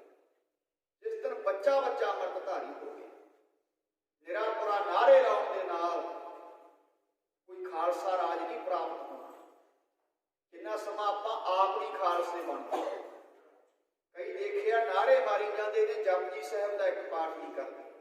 ये होशियां गल्लां का कोई फायदा नहीं। साध संगत होरां नूं मोर्चे ला के भड़का के नौजवानों नूं आप करोड़ां रुपया इकट्ठा करके घरां नूं दौड़ जाते। सो इस करके आओ, दुनी चंद वर्गियां की की हालत हुई, जिहड़े गुरु तो बेमुख हो गए, अखीर सप लड़ के मरिया सीगा। सब तो वड्डा बेमुख होए राम दे लगन जन्म वियोग, जन्मां जन्मांतरां दे वियोग लग जाते। इनमें कौड़े हो गए जितने माया भोग। आ जिन्ने माया दे भोग भोगदा है, जदों अंत समा आ गया, ये तेनों कौड़े प्रतीत होणगे, पछतावा पल्ले। माया तीन प्रकार की है, जड़ माया है, चेतन माया है, अज्ञान रूप माया। जड़ माया दे विच आ जिहड़ियां जड़ चीज़ां ने, जिवें साडा घर आ गया, प्लाट आ गए, डॉलर आ गए, पाउंड आ गए, रुपये आ गए, जड़ माया। चेतन माया जिहड़ी चीज़ साह लैंदी है, वो भी चेतन, वो चेतन माया च। साडा परिवार, बाल बच्चे, इस्त्री चेतन माया। अज्ञान रूप माया दे विच साडी ईगो है, हंकार है। अज्ञान रूप माया कि मैं तो बड़ा कथावाचक बन गया जी, मेरे तो बड़ी बाणी कंठ है, मैं बड़ा चंगा कीर्तनी हाँ, मैं ही असल सिंह हाँ, मैं ही रहत वाला, बाकी तो एवं तुरे फिरते है। ये साडे धार्मिक लोगों च भी बड़ी आ गई कि जो है I am something other nothing, दूजे तो एवं ने। ये भी एक ये ज्ञान रूप माया है, ये भी हंकार है। सत संगत जी बहुत बड़ा संत बाबा जरनैल सिंह खालसा महापुरख बड़े अपने आप को ਹਿਚਕਿਆ ਕਰਦੇ ਸੀ। ਗੁਰਬਾਣੀ ਦਾ ਬਚਨ ਹੈ, ਆਪ ਸਪੋਜੋ ਜਾਣੇ ਨੀਚਾ। ਜਿਹੜਾ ਆਪਣੇ ਆਪ ਨੂੰ ਨੀਚ ਕਹਿੰਦਾ ਹੈ, ਗੁਰੂ ਦੀ ਨਿਗਾਹ ਦੇ ਵਿੱਚ ਉਹ ਸਾਰਿਆਂ ਤੋਂ ਉੱਚਾ, ਦਰਗਾਹ ਵਿੱਚ ਉੱਚਾ ਹੋ ਕੇ ਮਾਣ ਪ੍ਰਾਪਤ ਕਰੇਗਾ। ਸੋ ਗਣੀਆਂ ਸਭ ਤੋਂ ਉੱਚਾ। ਪਰ ਦੂਜੇ ਪਾਸੇ ਆਪ ਸਪੋਜੋ ਭਲਾ ਕਹਾਵਾ, ਜਿਹੜਾ ਕਹਿੰਦਾ ਮੈਂ ਹੀ ਭਲਾ ਮਾਨਸ ਹਾਂ, ਮੈਂ ਹੀ ਪ੍ਰਚਾਰਕ ਹਾਂ, ਬਾਕੀ ਤਾਂ ਐਵੇਂ ਤੁਰੇ ਫਿਰਦੇ ਐ, ਕਿਸੇ ਭਲਾਈ ਨਿਕਟ ਨਾ ਆਵੇ, ਉਹਦੇ ਭਲਾਈ ਨੇੜੇ ਨੇੜੇ ਵੀ ਨਹੀਂ ਆਉਂਦੀ। ਜੇ ਆਹ ਦੇਖਿਆ ਅੱਜ ਦੇ ਸਮੇਂ ਦੇ ਵਿੱਚ ਤੁਸੀਂ ਦੇਖਦੇ ਹੋ, ਆਪਣੇ ਆਪ ਨੂੰ ਭਲਾ ਸਿੱਧ ਕਰਨ ਵਾਸਤੇ, ਸੱਚਾ ਸਿੱਧ ਕਰਨ ਵਾਸਤੇ ਕਿੰਨੇ ਪਾਪੜ ਵੇਲਦੇ ਨੇ ਲੋਕ, ਪਰ ਭਲਾਈ ਉਹਨਾਂ ਦੇ ਨੇੜੇ ਤੇੜੇ ਵੀ। ਕਦੇ ਦਸਮ ਦੀ ਨਿੰਦਿਆ ਕਰਦੇ ਆ, ਕਦੇ ਰਾਗਮਾਲਾ ਤੇ ਕਿੰਤੂ ਪ੍ਰੰਤੂ ਕਰਦੇ ਆ।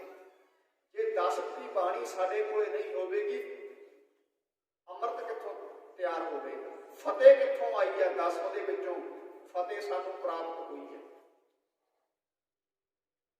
ਨਿਤਨੇਮ ਦੀਆਂ 5 ਬਾਣੀਆਂ ਚ 3 ਦਸਮ ਦੀਆਂ ਬਾਣੀਆਂ। ਰਾਗਮਾਲਾ ਤੇ ਕਿੰਤੂ ਪ੍ਰੰਤੂ। ਕਈਆਂ ਨੂੰ ਪੁੱਛਿਆ ਵੀ ਤੁਸੀਂ ਰਾਗਮਾਲਾ ਤੇ ਕਹਿੰਦੇ ਜੀ ਨਾਨਕ ਸ਼ਬਦ ਨਹੀਂ ਆਉਂਦਾ। ਮੈਂ ਕਿਹਾ ਜਪਜੀ ਸਾਹਿਬ ਦੀਆਂ 12 ਪੌੜੀਆਂ ਐਸੀਆਂ ਨੇ ਜਿਹਦੇ ਵਿੱਚ ਨਾਨਕ ਸ਼ਬਦ ਨਹੀਂ ਆਉਂਦਾ, ਤੁਸੀਂ ਜਪਜੀ ਸਾਹਿਬ ਦਾ ਵੀ ਖੰਡਨ ਕਰੋਗੇ? ਕੋਈ ਜਵਾਬ ਨਹੀਂ। ਇਸ ਕਰਕੇ ਆਓ ਇਹਨਾਂ ਲੋਕਾਂ ਦਾ ਤਕੜੇ ਹੋ ਕੇ ਮੁਕਾਬਲਾ ਕਰਨ ਦੀ ਲੋੜ ਹੈ। ਜੇ ਤੁਸੀਂ ਕਹੋਗੇ ਵੀ ਇਹ ਵਿਚਾਰ ਨਾਲ ਮੰਨ ਜਾਣਗੇ, ਬਿਲਕੁਲ ਨਹੀਂ। ਜੋ ਦਾਸ ਨੇ ਮਹਾਂਪੁਰਖਾਂ ਤੋਂ ਇਤਿਹਾਸ ਪੜ੍ਹਿਆ ਜਾਂ ਸੁਣਿਆ, ਵਿਗੜਿਆ ਬੰਦਾ ਡੰਡੇ ਜਾਂ ਟੰਬੇ ਤੋਂ ਬਿਨਾਂ ਠੀਕ ਨਹੀਂ ਆਇਆ ਕਰਦਾ। ਇਹ ਗੁਰਬਾਣੀ ਦੇ ਦੋਖੀਆਂ ਦਾ ਇਲਾਜ ਟੰਬਾ ਹੈ ਸਾਧ ਸੰਗਤ ਜੀ, ਹੋਰ ਕੋਈ ਇਲਾਜ ਨਹੀਂ। ਇਹ ਵਿਚਾਰਾਂ ਨਾਲ ਠੀਕ ਆਉਣ ਵਾਲੇ ਨਹੀਂ। 76 ਇਲਾਜ ਹੈ ਇਹਨਾਂ ਲੋਕਾਂ ਦਾ, ਜਿਹੜੇ ਦਸਮ ਦੀ ਬਾਣੀ ਤੇ ਕਿੰਤੂ ਪ੍ਰੰਤੂ ਕਰਦੇ, ਰਾਗਮਾਲਾ ਤੇ ਕਿੰਤੂ ਪ੍ਰੰਤੂ, ਭਗਤਾਂ ਦੀ ਬਾਣੀ ਤੇ ਕਿੰਤੂ ਪ੍ਰੰਤੂ। ਇਸ ਕਰਕੇ ਆਓ, ਗੁਰੂ ਤੋਂ ਨਹੀਂ ਟੁੱਟਣਾ। ਸਭ ਤੋਂ ਵੱਡਾ ਦੋਖ ਜਿਹੜਾ ਪਾਪ ਹੈ, ਗੁਰੂ ਤੋਂ ਵਿਛੜ ਜਾਣਾ, ਇਹ ਸਭ ਤੋਂ ਵੱਡਾ ਦੋਖ ਹੈ। ਕਲਯੁਗ ਦਾ ਸਮਾਂ ਹੈ, ਸਮਾਂ ਥੋੜਾ ਰਹਿੰਦਾ ਹੈ। ਗੁਰੂ ਮਹਾਰਾਜ ਕਹਿੰਦੇ ਜਾਕੋ ਹਰ ਰੰਗ ਲਾਗੋ ਇਸ ਯੁੱਗ ਮੈਂ ਸੋ ਕਹੀਅਤ ਹੈ ਸੂਰਾ। ਕਹਿੰਦੇ ਭਾਈ ਕਲਯੁਗ ਦੇ ਸਮੇਂ ਦੇ ਵਿੱਚ ਜਿਹਨੂੰ ਨਾਮ ਦਾ ਰੰਗ ਚੜ ਗਿਆ ਨਾ, ਉਹ ਸੂਰਾ ਹੈ, ਸੂਰਮਾ ਹੈ। ਬਿਰਲੇ ਬਿਰਲਿਆਂ ਨੂੰ ਚੜ੍ਹਦਾ ਹੈ। ਜਗ ਮੈਂ ਉਤਮ ਕਾਂਢੀ ਹੈ ਬਿਰਲੇ ਕਈ ਕੇ। ਬਿਰਲਿਆਂ ਨੂੰ ਚੜ੍ਹਦਾ ਹੈ। ਜੇ ਨਾਮ ਦਾ ਰੰਗ ਚੜ ਜਾਵੇ ਫਿਰ ਇਹ ਚਰਖੜੀ ਤੇ ਵੀ ਨਹੀਂ ਉਤਰਦਾ। ਲਾਲ ਰੰਗ ਜਿਸ ਕੋ ਲੱਗਾ ਜਿਸਕੇ ਵਡਭਾਗਾ, ਮੈਲਾ ਕਦੇ ਨਾ ਹੋਵੇ ਨਾ ਲਾਗੈ ਦਾਗਾ। ਫਿਰ ਇਹ ਆਰੇ ਦੇ ਦੰਦਿਆਂ ਥੱਲੇ ਵੀ ਨਹੀਂ ਉਤਰਦਾ, ਚੜ੍ਹਦਾ ਵੱਡੇ ਭਾਗਾਂ ਵਾਲਿਆਂ ਨੂੰ। ਜਿਹਨੂੰ ਨਾਮ ਦਾ ਰੰਗ ਚੜ ਗਿਆ ਹੈ ਉਹ ਸੂਰਾ ਹੈ, ਸੂਰਮਾ ਹੈ। ਸੂਰਮੇ 3 ਪ੍ਰਕਾਰ ਦੇ ਦੱਸੇ ਹਨ: ਰਥੀ ਸੂਰਮਾ, ਮਹਾਰਥੀ ਸੂਰਮਾ, ਅਤਰਥੀ ਸੂਰਮਾ। ਅੰਤਰੀਵ ਅਰਥ ਨੇ ਤੇ ਬਹਿਰੂਨੀ ਅਰਥ, 2 ਪ੍ਰਕਾਰ ਦੇ ਅਰਥ ਲਾਵਾਂਗੇ ਆਪਾਂ, ਵਿਚਾਰ ਕਰਾਂਗੇ। ਜੇ ਬਾਹਰਲੇ ਅਰਥ ਕਰੀਏ, ਰਥੀ ਸੂਰਮਾ ਉਹ ਹੈ ਜਿਹੜਾ ਬਰਾਬਰ ਦੇ ਨਾਲ ਯੁੱਧ ਕਰੇ। ਮਹਾਰਥੀ ਜਿਹੜਾ ਇਕੱਲਾ ਸੈਂਕੜਿਆਂ ਦੇ ਨਾਲ ਲੜਨ ਦੀ ਤਾਕਤ ਰੱਖਦਾ ਹੋਵੇ, ਮਹਾਰਥੀ ਸੂਰਮਿਆਂ ਦੀ ਕੈਟਾਗਰੀ 'ਚ ਆ ਜਾਂਦਾ ਹੈ। ਅਤਰਥੀ ਸੂਰਮਾ ਉਹ ਹੈ ਜਿਹੜਾ ਇਕੱਲਾ ਲੱਖਾਂ ਨਾਲ ਲੜਨ ਦੀ ਤਾਕਤ ਰੱਖਦਾ ਹੋਵੇ। ਹੁਣ ਇਹਦੇ ਅੰਤਰੀਵ ਅਰਥ ਕੀ ਨੇ? ਰਥੀ ਸੂਰਮਾ ਉਹ ਹੈ ਜਿਹੜਾ ਆਪਣੇ ਆਪ ਨੂੰ ਮਾੜੀ ਸੰਗਤ ਤੋਂ ਬਚਾ ਕੇ ਰੱਖਦਾ ਹੈ। ਅਵੋਇਡ ਦਾ ਬੈਡ ਕੰਪਨੀ, ਬੁਰੀ ਸੰਗਤ ਤੋਂ ਬਚੋ। ਅੱਜ ਦੇ ਸਮੇਂ 'ਚ ਬੁਰੀ ਸੰਗਤ ਤੋਂ ਬਚਣਾ ਬੜਾ ਔਖਾ। ਜਿਹੜਾ ਆਪਣੇ ਆਪ ਨੂੰ ਬਚਾ ਗਿਆ, ਰਥੀ ਸੂਰਮਿਆਂ ਦੀ ਕੈਟਾਗਰੀ 'ਚ ਆਊਗਾ। ਫਿਰ ਅੱਗੇ ਮਹਾਰਥੀ ਸੂਰਮਾ, ਜਿਹਨੇ ਸਿਮਰਨ ਕਰਕੇ 10 ਇੰਦਰੀ ਕੰਟਰੋਲ ਵਿੱਚ ਕਰ ਲਏ, ਮਹਾਰਥੀ ਸੂਰਮਿਆਂ ਦੀ ਕੈਟਾਗਰੀ 'ਚ ਆਵੇਗਾ। ਅਤਰਥੀ ਸੂਰਮਾ ਉਹ ਹੈ ਜਿਹਨੇ ਸਿਮਰਨ ਕਰਕੇ ਮਨ ਜਿੱਤ ਲਿਆ।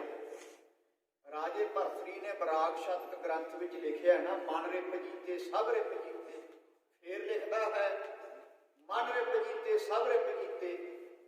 ਪਹਿਲਾ ਅਰਥ ਤਾਂ ਇਹ ਹੈ ਵੀ ਜਿਹਦਾ ਮਨ ਰੂਪੀ ਦੁਸ਼ਮਣ ਜਿਉਂਦਾ, ਉਹਦੇ ਸਾਰੇ ਦੁਸ਼ਮਣ ਜਿਉਂਦੇ। ਮਨ ਵਰਗਾ ਮਿੱਤਰ ਵੀ ਕੋਈ ਨਹੀਂ वर्गा बैरी भी कोई नहीं। मम्मा मन स्यों काज है मन साधे सिद्ध होए। सिद्ध पुरुष कौन है? जिन्हें मन साध लिया। ये नहीं भी जटा बधाड़ियां सिर तो सुहा पाली वो सिद्ध बन गया। जिन्हें मन साध लिया सिद्ध है। साध किनू कहते ने? किसी लिबास का नाम साध नहीं। साध नाम निर्मलता के कर्म, जिहड़ा शुभ कर्म करता है, मैल तो रहित कर्म करता है, ਉਹਨੂੰ ਸਾਧ ਕਿਹਾ ਜਾਂਦਾ ਹੈ। ਸਾਧ ਸੰਗਤ ਜੀ, ਜਿਹਨੇ ਸਿਮਰਨ ਕਰਕੇ ਮਨ ਜਿੱਤ ਲਿਆ, ਅਤਰਥੀ ਸੂਰਮਾ। ਹੁਣ ਇਤਿਹਾਸ ਤੇ ਨਿਗਾਹ ਮਾਰੀਏ। ਗੁਰੂ ਗੋਬਿੰਦ ਸਿੰਘ ਪਾਤਸ਼ਾਹ ਨੇ ਅਤਰਥੀ ਸੂਰਮੇ ਹੀ ਪੈਦਾ ਕੀਤੇ। ਕਹਿ ਦਿੰਦੇ ਆ ਚਮਕੌਰ ਦੀ ਗੜੀ 'ਚ 40 ਸਿੰਘ ਸੀ, ਕਿਤੇ 40 ਸਾਡੇ ਵਰਗੇ ਸੀ ਉਹ ਲੰਗਰ ਛਕ ਕੇ ਮੰਜਿਆਂ ਤੇ ਲੇਟੇ ਮਾਰਨੇ? ਨਹੀਂ, ਉਹ 40 ਦੇ 40 ਉਹ ਸੀ ਜਿਹੜੇ ਨਾਮ ਜਪਦੇ ਜਪਦੇ ਕਲਗੀਧਰ ਦਾ ਰੂਪ ਹੋ ਚੁੱਕੇ ਸੀ। ਉਹ ਸੀ 40। ਸੰਤ ਬਾਬਾ ਜਰਨੈਲ ਸਿੰਘ ਖਾਲਸਾ ਦੇ ਨਾਲ ਮੁੱਠੀਭਰ ਸਿੰਘ ਸੀ। ਉਹ ਸਿੰਘ ਸੀ ਜਿਹੜੇ ਨਾਮ ਜਪਦੇ ਜਪਦੇ ਗੁਰੂ ਚ ਭੇਟ ਹੋ ਚੁੱਕੇ ਸੀ। ਕਿਉਂਕਿ ਬਿਨਾਂ ਬੰਦਗੀ ਤੋਂ ਜਿਹੜਾ ਸਰੀਰ ਦਾ ਮੋਹ ਹੈ ਸਾਧ ਸੰਗਤ ਜੀ, ਉਹ ਭੰਗ ਨਹੀਂ ਹੁੰਦਾ। ਜਿੰਨਾ ਸਮਾਂ ਸਹਿਜ ਅਵਸਥਾ ਦੀ ਪ੍ਰਾਪਤੀ ਨਹੀਂ ਹੁੰਦੀ। ਸੋ ਕਲਗੀਧਰ ਜੀ ਨੇ ਅਤਰਥੀ ਸੂਰਮੇ ਹੀ ਪੈਦਾ ਕੀਤੇ ਆ। ਖਾਲਸਾ ਉਹ ਅੰਦਰੋਂ ਵੀ ਉਹਨਾਂ ਨੇ ਮਨ ਰੂਪੀ ਦੁਸ਼ਮਣ ਤੇ ਫਤਿਹ ਪਾਈ ਹੋਈ ਸੀ ਤੇ ਬਾਹਰੋਂ ਵੀ ਸਵਾ ਸਵਾ ਲੱਖ ਨਾਲ ਕੱਲਾ ਕੱਲਾ ਲੜਿਆ। ਜਾ ਕੋ ਹਰ ਰੰਗ ਲਾਗੋ ਇਸ ਯੁੱਗ में ਸੋ ਕਹੀਅਤ ਹੈ ਸੂਰਾ। ਆਤਮ ਜਿਨੇ ਸਗਲ ਬਸਤਾਕ ਹੈ ਜਾ ਕਾ ਸਤਿਗੁਰ ਪੂਰਾ। ਆਤਮ ਦਾ ਅਰਥ ਇੱਥੇ ਮਨ ਹੈ। ਜਿਹਨੇ ਮਨ ਜਿੱਤ ਲਿਆ, ਪਰ ਜਿੱਤਦਾ ਕੌਣ ਹੈ? ਜਾ ਕਾ ਸਤਿਗੁਰ ਪੂਰਾ। ਜਿਹਦਾ ਗੁਰੂ ਪੂਰਾ ਹੋਵੇ ਨਾ, ਉਹੀ ਮਨ ਰੂਪੀ ਦੁਸ਼ਮਣ ਤੇ ਫਤਿਹ ਪਾ ਸਕਦਾ ਹੈ। ਹੁਣ ਜਿਹਦਾ ਗੁਰੂ ਇਹ ਕੱਚਾ ਹੈ, ਜਿਵੇਂ ਅੱਜ ਦੇ ਸਮੇਂ 'ਚ ਮੰਡੀ ਲੱਗੀ ਪਈ ਹੈ ਗੁਰੂਆਂ ਦੀ, ਹਿੰਦੁਸਤਾਨ ਦੀ ਧਰਤੀ ਤੇ ਗੁਰੂਆਂ ਦੀ ਮੰਡੀ ਲੱਗੀ ਪਈ ਹੈ, ਪਖੰਡੀ ਅਤੇ ਦੇਹਧਾਰੀਆਂ ਦੀ। ਗੁਰੂ ਕਾ ਬਚਨ ਹੈ, ਗੁਰੂ ਜਿਨ੍ਹਾਂ ਕਾ ਅੰਧਲਾ ਸਿੱਖ ਕੀ ਅੰਧੇ ਕਰਮ ਕਰੇਨ, ਉਹ ਭਾਣੇ ਚੱਲਣ ਆਪਣੇ ਨਿਤ ਝੂਠੋ ਝੂਠ ਬਲੇਨ। ਜਿਨ੍ਹਾਂ ਦਾ ਗੁਰੂ ਕੱਚਾ ਤੇ ਉਹਦੇ ਚੇਲੇ ਵੀ ਸਾਧ ਸੰਗਤ ਦੀ ਕੱਚੀ ਹੋਣ। ਉਹ ਰੱਬ ਦੇ ਭਾਣੇ ਦੇ ਅਕੋਰਡਿੰਗ ਨਹੀਂ ਚੱਲਣਗੇ, ਆਪਣੇ ਭਾਣੇ ਦੇ ਮੁਤਾਬਕ ਆਪਣੀਆਂ ਮਾੜਾਈਆਂ ਕਰਨਗੇ। ਆ ਜਿੰਨੇ ਪਖੰਡੀ ਦੇਹਧਾਰੀ ਗੁਰੂ ਆਪਣੇ ਆਪ ਨੂੰ ਖੁਦਾ ਸਮਝਦੇ ਸੀ, ਜਿਹੜੇ ਅੱਜ ਜੇਲ੍ਹਾਂ ਦੇ ਵਿੱਚ ਸਾਧ ਸੰਗਤ ਜੀ ਆਪਣੇ ਆਪ ਨੂੰ ਮੱਛਰ ਤੋਂ ਖਵਾ ਰਹੇ, ਚੱਕੀਆਂ ਪੀਸ ਰਹੇ। ਮਾਰੋ ਨਿਗਾ। ਜਿਹੜੇ ਕਹਿੰਦੇ ਸੀ ਵੀ ਅਹੰ ਬ੍ਰਹਮ ਅਸਮੀ ਸੰਗ ਭੋਗੋ ਲక్ష్ਮੀ, ਉਹਨਾਂ ਗੁਰੂਆਂ ਦਾ ਰੱਬ ਦੀ ਚੱਕੀ ਹੌਲੀ ਚੱਲਦੀ ਹੈ ਪਰ ਬਰੀਕ ਪੀਸਦੀ। ਅੰਤਰ ਬਹਿ ਕੇ ਕਰਮ ਕਮਾਵੈ ਸੋਚੋ ਕੁੰਡੀ ਜਾਣੀ। ਸਾਧ ਸੰਗਤ ਜੀ, ਅੰਦਰ ਬਹਿ ਕੇ ਜਿਹੋ ਜਿਹਾ ਆਪਾਂ ਕਹਿ ਦਿੰਦੇ ਹਾਂ ਕਮਰਾ ਬੰਦ ਹੈ, ਕੋਈ ਦੇਖਦਾ ਨਹੀਂ, ਪਰ ਵਾਹਿਗੁਰੂ ਦੀ ਚੇਤਨ ਸ਼ਕਤੀ ਨਾਲ ਹੈ ਸਾਡੇ, ਉਹਨੇ ਪਤਾ ਲਾ ਦੇਣਾ ਸਾਰੇ। ਜਿਹੋ ਜਿਹਾ ਬੰਦ ਕਮਰੇ ਦੇ ਵਿੱਚ ਆਪਾਂ ਜਿੱਦਾਂ ਸ਼ੁਭ ਕਰਮ ਕਰਾਂਗੇ, ਬੰਦਗੀ ਕਰਾਂਗੇ, ਉਹਦਾ ਪ੍ਰਭਾਵ ਬਾਹਰ ਬੰਦਗੀ ਵਾਲਾ ਹੀ ਪਵੇਗਾ। ਜੇ ਕੋਈ ਖੋਟੇ ਕਰਮ ਕਰੇਗਾ, ਜਿਵੇਂ ਸਾਹ ਸੁਹਾਗਣ ਦਾ ਪਖੰਡ ਸੱਚੇ ਪਾਤਸ਼ਾਹ ਨੇ ਨੰਗਾ ਕੀਤਾ ਸੀ, ਗੁਰੂ ਨਾਨਕ ਸਾਹਿਬ ਨੇ ਸ਼ਾਹੋ ਸੁਹਾਗਣ ਦਾ, ਜਿਹੜਾ ਕਹਿੰਦਾ ਸੀ ਮੈਨੂੰ ਸ਼ਾਹੋ ਮਿਲਣ ਆਇਆ ਤੇ ਸੱਚੇ ਪਾਤਸ਼ਾਹ ਨੇ ਨੰਗਾ ਕੀਤਾ। ਅੰਦਰ ਵਿਵਚਾਰ ਕਰ ਰਿਹਾ ਸੀ, ਡੇਰੇ ਦੇ ਵਿੱਚ ਉਹਦੇ ਲੜਾਈ ਹੋਈ ਤੇ ਲੋਕ ਧੱਕਾ ਮੁੱਕੀ ਹੁੰਦੇ। ਜਦੋਂ ਦਰਵਾਜ਼ਾ ਤੋੜ ਕੇ ਅੰਦਰ ਵੜੇ ਤੇ ਅੰਦਰ ਕਿਸੇ ਇਸਤਰੀ ਨਾਲ ਵਿਵਚਾਰ ਕਰਦਾ ਫੜਿਆ ਗਿਆ। ਮਹਾਰਾਜ ਨੇ ਪਖੰਡ ਨੰਗਾ ਕਰਤਾ, ਉਹਦੇ ਜੁੱਤੀਆਂ ਮਾਰੀਆਂ ਲੋਕਾਂ ਨੇ ਆਪਣੀ ਲੜਾਈ ਛੱਡ ਕੇ। ਸੋ ਇਸ ਕਰਕੇ ਉਹ ਛੁਪਿਆ ਨਹੀਂ ਰਹੇਗਾ। ਚੰਗੇ ਕਰਮ ਦਾ ਚੰਗਾ ਇਫੈਕਟ ਪਵੇਗਾ, ਮਾੜੇ ਦਾ ਮਾੜਾ। ਗੁਰੂ ਦਾ ਭੈ, ਗੁਰੂ ਦਾ ਡਰ ਸਾਨੂੰ ਹਿਰਦੇ 'ਚ ਧਾਰਨ ਕਰਨਾ ਚਾਹੀਦਾ ਹੈ। ਜਦੋਂ ਗੁਰੂ ਦਾ ਡਰ ਵਸਾਰ ਦਿੰਦੇ ਹਾਂ, ਅੰਦਰੋਂ ਭੈ ਵਸਾਰ ਦਿੰਦੇ ਹਾਂ, ਉਦੋਂ ਫਿਰ ਆਪਾਂ ਨਿਖਿੱਧ ਕਰਮ ਕਰਦੇ। ਸਾਧ ਸੰਗਤ ਜੀ, ਆਤਮ ਜਿਨੇ ਸਗਲ ਵਸਤਾਕ ਹੈ ਜਾ ਕਾ ਸਤਿਗੁਰ ਪੂਰਾ। ਜਿਨ੍ਹਾਂ ਦਾ ਗੁਰੂ ਪੂਰਾ ਹੈ, ਅੱਜ ਦੇ ਸਮੇਂ 'ਚ ਪੂਰਨ ਗੁਰੂ ਗੁਰੂ ਗ੍ਰੰਥ ਸਾਹਿਬ ਸੱਚੇ ਪਾਤਸ਼ਾਹ, ਉਹ ਕਹਿੰਦੇ ਮਨ ਰੂਪੀ ਦੁਸ਼ਮਣ ਨੂੰ ਜਿੱਤ ਲੈਂਦੇ। ਆਤਮ ਜਿਨੇ ਸਗਲ ਵਸਤਾਕ ਹੈ ਜਾ ਕਾ ਸਤਿਗੁਰ ਪੂਰਾ। ਠਾਕਰ ਗਾਈਐ ਆਤਮ ਰੰਗ ਸ਼ਰਨੀ ਪਾਵਨ ਨਾਮ ਧਿਆਵਨ ਸਹਿਜ ਸਮਾਵਨ ਸੰਗ। ਧਿਆਵਨ ਠਾਕਰ ਗਾਈਆ ਆਤਮ ਰੰਗ। हे ਭਾਈ, ਵਾਹਿਗੁਰੂ ਪਰਮੇਸ਼ਰ ਦੀ ਸ਼ਰਨ ਵਿੱਚ ਆ, ਠਾਕਰ ਗਾਈਆ ਆਤਮ ਰੰਗ ਤੇ ਵਾਹਿਗੁਰੂ ਪਰਮੇਸ਼ਰ ਦੇ ਗੁਣਾਂ ਨੂੰ ਗਾ। ਠਾਕਰ ਵੀ ਉਸ ਵਾਹਿਗੁਰੂ ਦਾ ਨਾਮ ਹੈ, ਬੇਅੰਤ ਨਾਮ ਨੇ ਉਸ ਵਾਹਿਗੁਰੂ ਪਰਮੇਸ਼ਰ। ਹਜ਼ਾਰਾਂ ਮੂੰਹਾਂ ਵਾਲਾ ਸ਼ੇਸ਼ ਨਾਗ ਸੱਪ, ਸੱਪਾਂ ਦਾ ਰਾਜਾ ਜੋ ਮੰਨਿਆ ਹੈ, ਜਿਹੜਾ ਹਜ਼ਾਰਾਂ ਨਾਉ ਨਵੇਂ ਲੈਂਦਾ ਪਰਮੇਸ਼ਰ ਦੇ, ਉਹ ਵੀ ਉਹਦੇ ਅੰਤ ਨੂੰ ਨਹੀਂ ਪਾ ਸਕਦਾ। ਸੰਕ ਸਨੰਦਮ ਹੇਸ ਸਮਾਨਾ, ਸੇਖ ਨਾਗ ਕਰੋ ਮਰਮ ਨਾ ਜਾਣਾ। ਸੰਕ ਸਨੰਦਨ ਸਨਾਤਨ ਤੇ ਸੰਤ ਕੁਮਾਰ ਚਾਰੇ ਬ੍ਰਹਮਾ ਦੇ ਪੁੱਤਰ ਹਨ। ਇਹ ਆਪਣੀ ਉਮਰ 5 ਸਾਲ ਦੀ ਰੱਖਦੇ ਹੈ। ਆਪਣੀ ਆਤਮਿਕ ਸ਼ਕਤੀ ਨਾਲ ਉਮਰ ਨਹੀਂ ਵਧਣ ਦਿੰਦੇ, ਕਿਉਂਕਿ 5 ਸਾਲ ਦੀ ਉਮਰ ਤੱਕ ਬਾਲਪਨ ਮੰਨਿਆ ਜਾਂਦਾ। ਫਿਰ ਅੱਗੇ ਕਹਿੰਦੇ ਵੀ ਵਿਸ਼ੇ ਵਿਕਾਰ ਪਰਬਲ ਹੋ ਜਾਂਦੇ ਆ। ਸੰਕ ਸਨੰਦਨ ਸਨਾਤਨ ਤੇ ਸੰਤ ਕੁਮਾਰ ਵਰਗੇ। ਸੰਕ ਸਨੰਦਨ ਮਹੇਸ਼ ਸਮਾਨਾ, ਮਹੇਸ਼ ਨਾਮ ਸ਼ਿਵ ਜੀ ਦਾ ਹੈ। ਸਮਾਨਾ ਦਾ ਅਰਥ ਹੈ ਤੇਰਾ ਜਸ ਕਰ ਰੂਪ ਦੇ ਵਿੱਚ ਸਮਾ ਰਹੇ ਹਨ, ਜਾਂ ਦੂਜਾ ਅਰਥ ਹੈ ਸ਼ਿਵ ਜੀ ਵਰਗੇ। ਸੰਕ ਸਨੰਤ ਮਹੇਸ਼ ਸਮਾਨਾ, ਸੇਖ ਨਾਗ ਕਰੋ ਮਰਮ ਨਾ ਜਾਣਾ। ਸੇਖ ਨਾਗ, ਕਈ ਜਗ੍ਹਾ ਸ਼ੇਸ਼ ਨਾਗ ਵੀ ਪਾਠ ਹੁੰਦਾ। ਸੇਖ ਨਾਗ ਸੱਪਾਂ ਦਾ ਰਾਜਾ, ਜਿਹੜਾ ਹਜ਼ਾਰਾਂ ਤੇਰੇ ਨਾਉ ਨਵੇਂ ਲੈਂਦਾ ਹੈ, ਪਰ हे ਪਰਮੇਸ਼ਰ ਉਹ ਵੀ ਤੇਰੇ ਅੰਤ ਨੂੰ ਨਹੀਂ ਪਾ ਸਕਿਆ। ਇੱਕ ਜੇਬਾ ਤੇਰੇ ਅੰਤ ਨੂੰ ਕੀ ਪਾ ਲਵੇਗੀ? ਤੂੰ ਤਾਂ ਬੇਅੰਤ ਹੈ, ਤੇਰਾ ਅੰਤ ਤਾਂ ਕੋਈ ਕੀ ਪਾ ਸਕਦਾ? ਤੇਰੀ ਰਚੀ ਹੋਈ ਰਚਨਾ ਦਾ ਅੰਤ ਹੀ ਨਹੀਂ ਕੋਈ ਪਾ ਸਕਦਾ। ਆਹ ਸਾਇੰਸਦਾਨ ਅਜੇ ਹੁਣ ਖੋਜਾਂ ਕਰਦੇ ਨੇ ਵੀ ਅਸੀਂ ਕੋਈ ਧਰਤੀ ਲੱਭ ਲਈ, ਉੱਥੇ 80 ਸਾਲ ਲੱਗਣਗੇ ਜਾਣ ਨੂੰ। ਗੁਰੂ ਸਾਹਿਬ ਪਹਿਲੀ ਕਹਿ ਗਏ, ਗੁਰੂ ਨਾਨਕ ਤੋਂ ਵੱਡਾ ਕਿਹੜਾ ਸਾਇੰਸਦਾਨ ਹੈ? ਪਾਤਾਲਾਂ ਪਾਤਾਲ, ਲੱਖ ਆਗਾਸਾਂ ਆਗਾਸ, ਓੜਕ ਓੜਕ ਭਾਲ ਥੱਕੇ ਵੇਦ ਕਹਿਣ ਕਬਾਲ। ਗੁਰੂ ਸਾਹਿਬ ਪਹਿਲੀ ਕਹਿ ਗਏ ਸਾਧ ਸੰਗਤ, ਆਓ ਸ਼ਰਨੀ ਪਾਵਨ ਨਾਮ ਧਿਆਵਨ। ਗੁਰੂ ਦੀ ਸ਼ਰਨ ਵਿੱਚ ਆਉਣ ਨਾਲ, ਨਾਮ ਜਪਣ ਨਾਲ ਉਹਦੇ ਵਿੱਚ ਸਮਾਉਣ ਦਾ ਅਵਸਰ ਮਿਲ ਜਾਂਦਾ ਹੈ, ਮੌਕਾ ਮਿਲ ਜਾਂਦਾ ਹੈ। ਸਹਿਜ ਸਮਾਵਨ ਸੰਗ, ਇਸ ਸ਼ਬਦ ਵਿੱਚ ਰਹਾਉ ਵੀ ਆਉਂਦਾ ਹੈ। ਰਹਾਉ ਦਾ ਅਰਥ ਇੱਕ ਤਾਂ ਵਿਸ਼ਰਾਮ ਹੈ, ਦੂਜਾ ਰਹਾਉ ਦਾ ਅਰਥ ਹੈ ਸ਼ਬਦ ਦਾ ਕੇਂਦਰੀ ਭਾਵ ਰਹਾਉ ਦੀਆਂ ਪੰਗਤੀਆਂ ਚ। ਰਹਾਉ ਦਾ ਅਰਥ ਇਹ ਵੀ ਹੈ ਵੀ ਪਰਮੇਸ਼ਰ ਸਦੀਵ ਕਾਲ ਰਹਿਣ ਵਾਲਾ, ਬਾਕੀ ਸੰਸਾਰ ਨਾਸ਼ਵੰਤ ਹੈ। ਇਹ ਦੂਜਾ ਅਰਥ ਹੈ ਰਹਾਉ। ਰਾ ਨਾਮ ਰਮਿਆ ਹਾਏ ਨੂੰ ਕਰਨਾ ਹਾ ਪ੍ਰਗਟ, ਕੂੜੇ ਨੂੰ ਅੰਕੜ ਓਮਕਾਰ ਪਰਮੇਸ਼ਰ ਜਿਹੜਾ ਹਰ ਜਗ੍ਹਾ ਤੇ ਰਮਿਆ ਤੇ ਪ੍ਰਗਟ ਹੈ, ਉਹਦੇ ਚ ਆਪਣੇ ਚਿੱਤ ਨੂੰ ਜੋੜਨਾ। ਰਹਾਉ ਦਾ ਅਰਥ ਨਾਭੀ ਵੀ ਹੈ, ਜਿਵੇਂ ਸਾਡੀ ਪੇਟ ਦੀਆਂ ਨਾੜਾਂ ਦਾ ਕੰਟਰੋਲ ਸਾਡੀ ਧੁਨੀ ਚ ਹੁੰਦਾ ਨਾਭੀ, ਇਸ ਤਰ੍ਹਾਂ ਸ਼ਬਦ ਦਾ ਕੇਂਦਰੀ ਭਾਵ ਰਹਾਉ ਚ। ਸੋ ਇਸ ਕਰਕੇ ਮਹਾਰਾਜ ਅੱਗੇ ਕਹਿੰਦੇ, ਜਨ ਕੇ ਚਰਨ ਵਸੇ ਮੇਰੇ ਹੀਰੇ।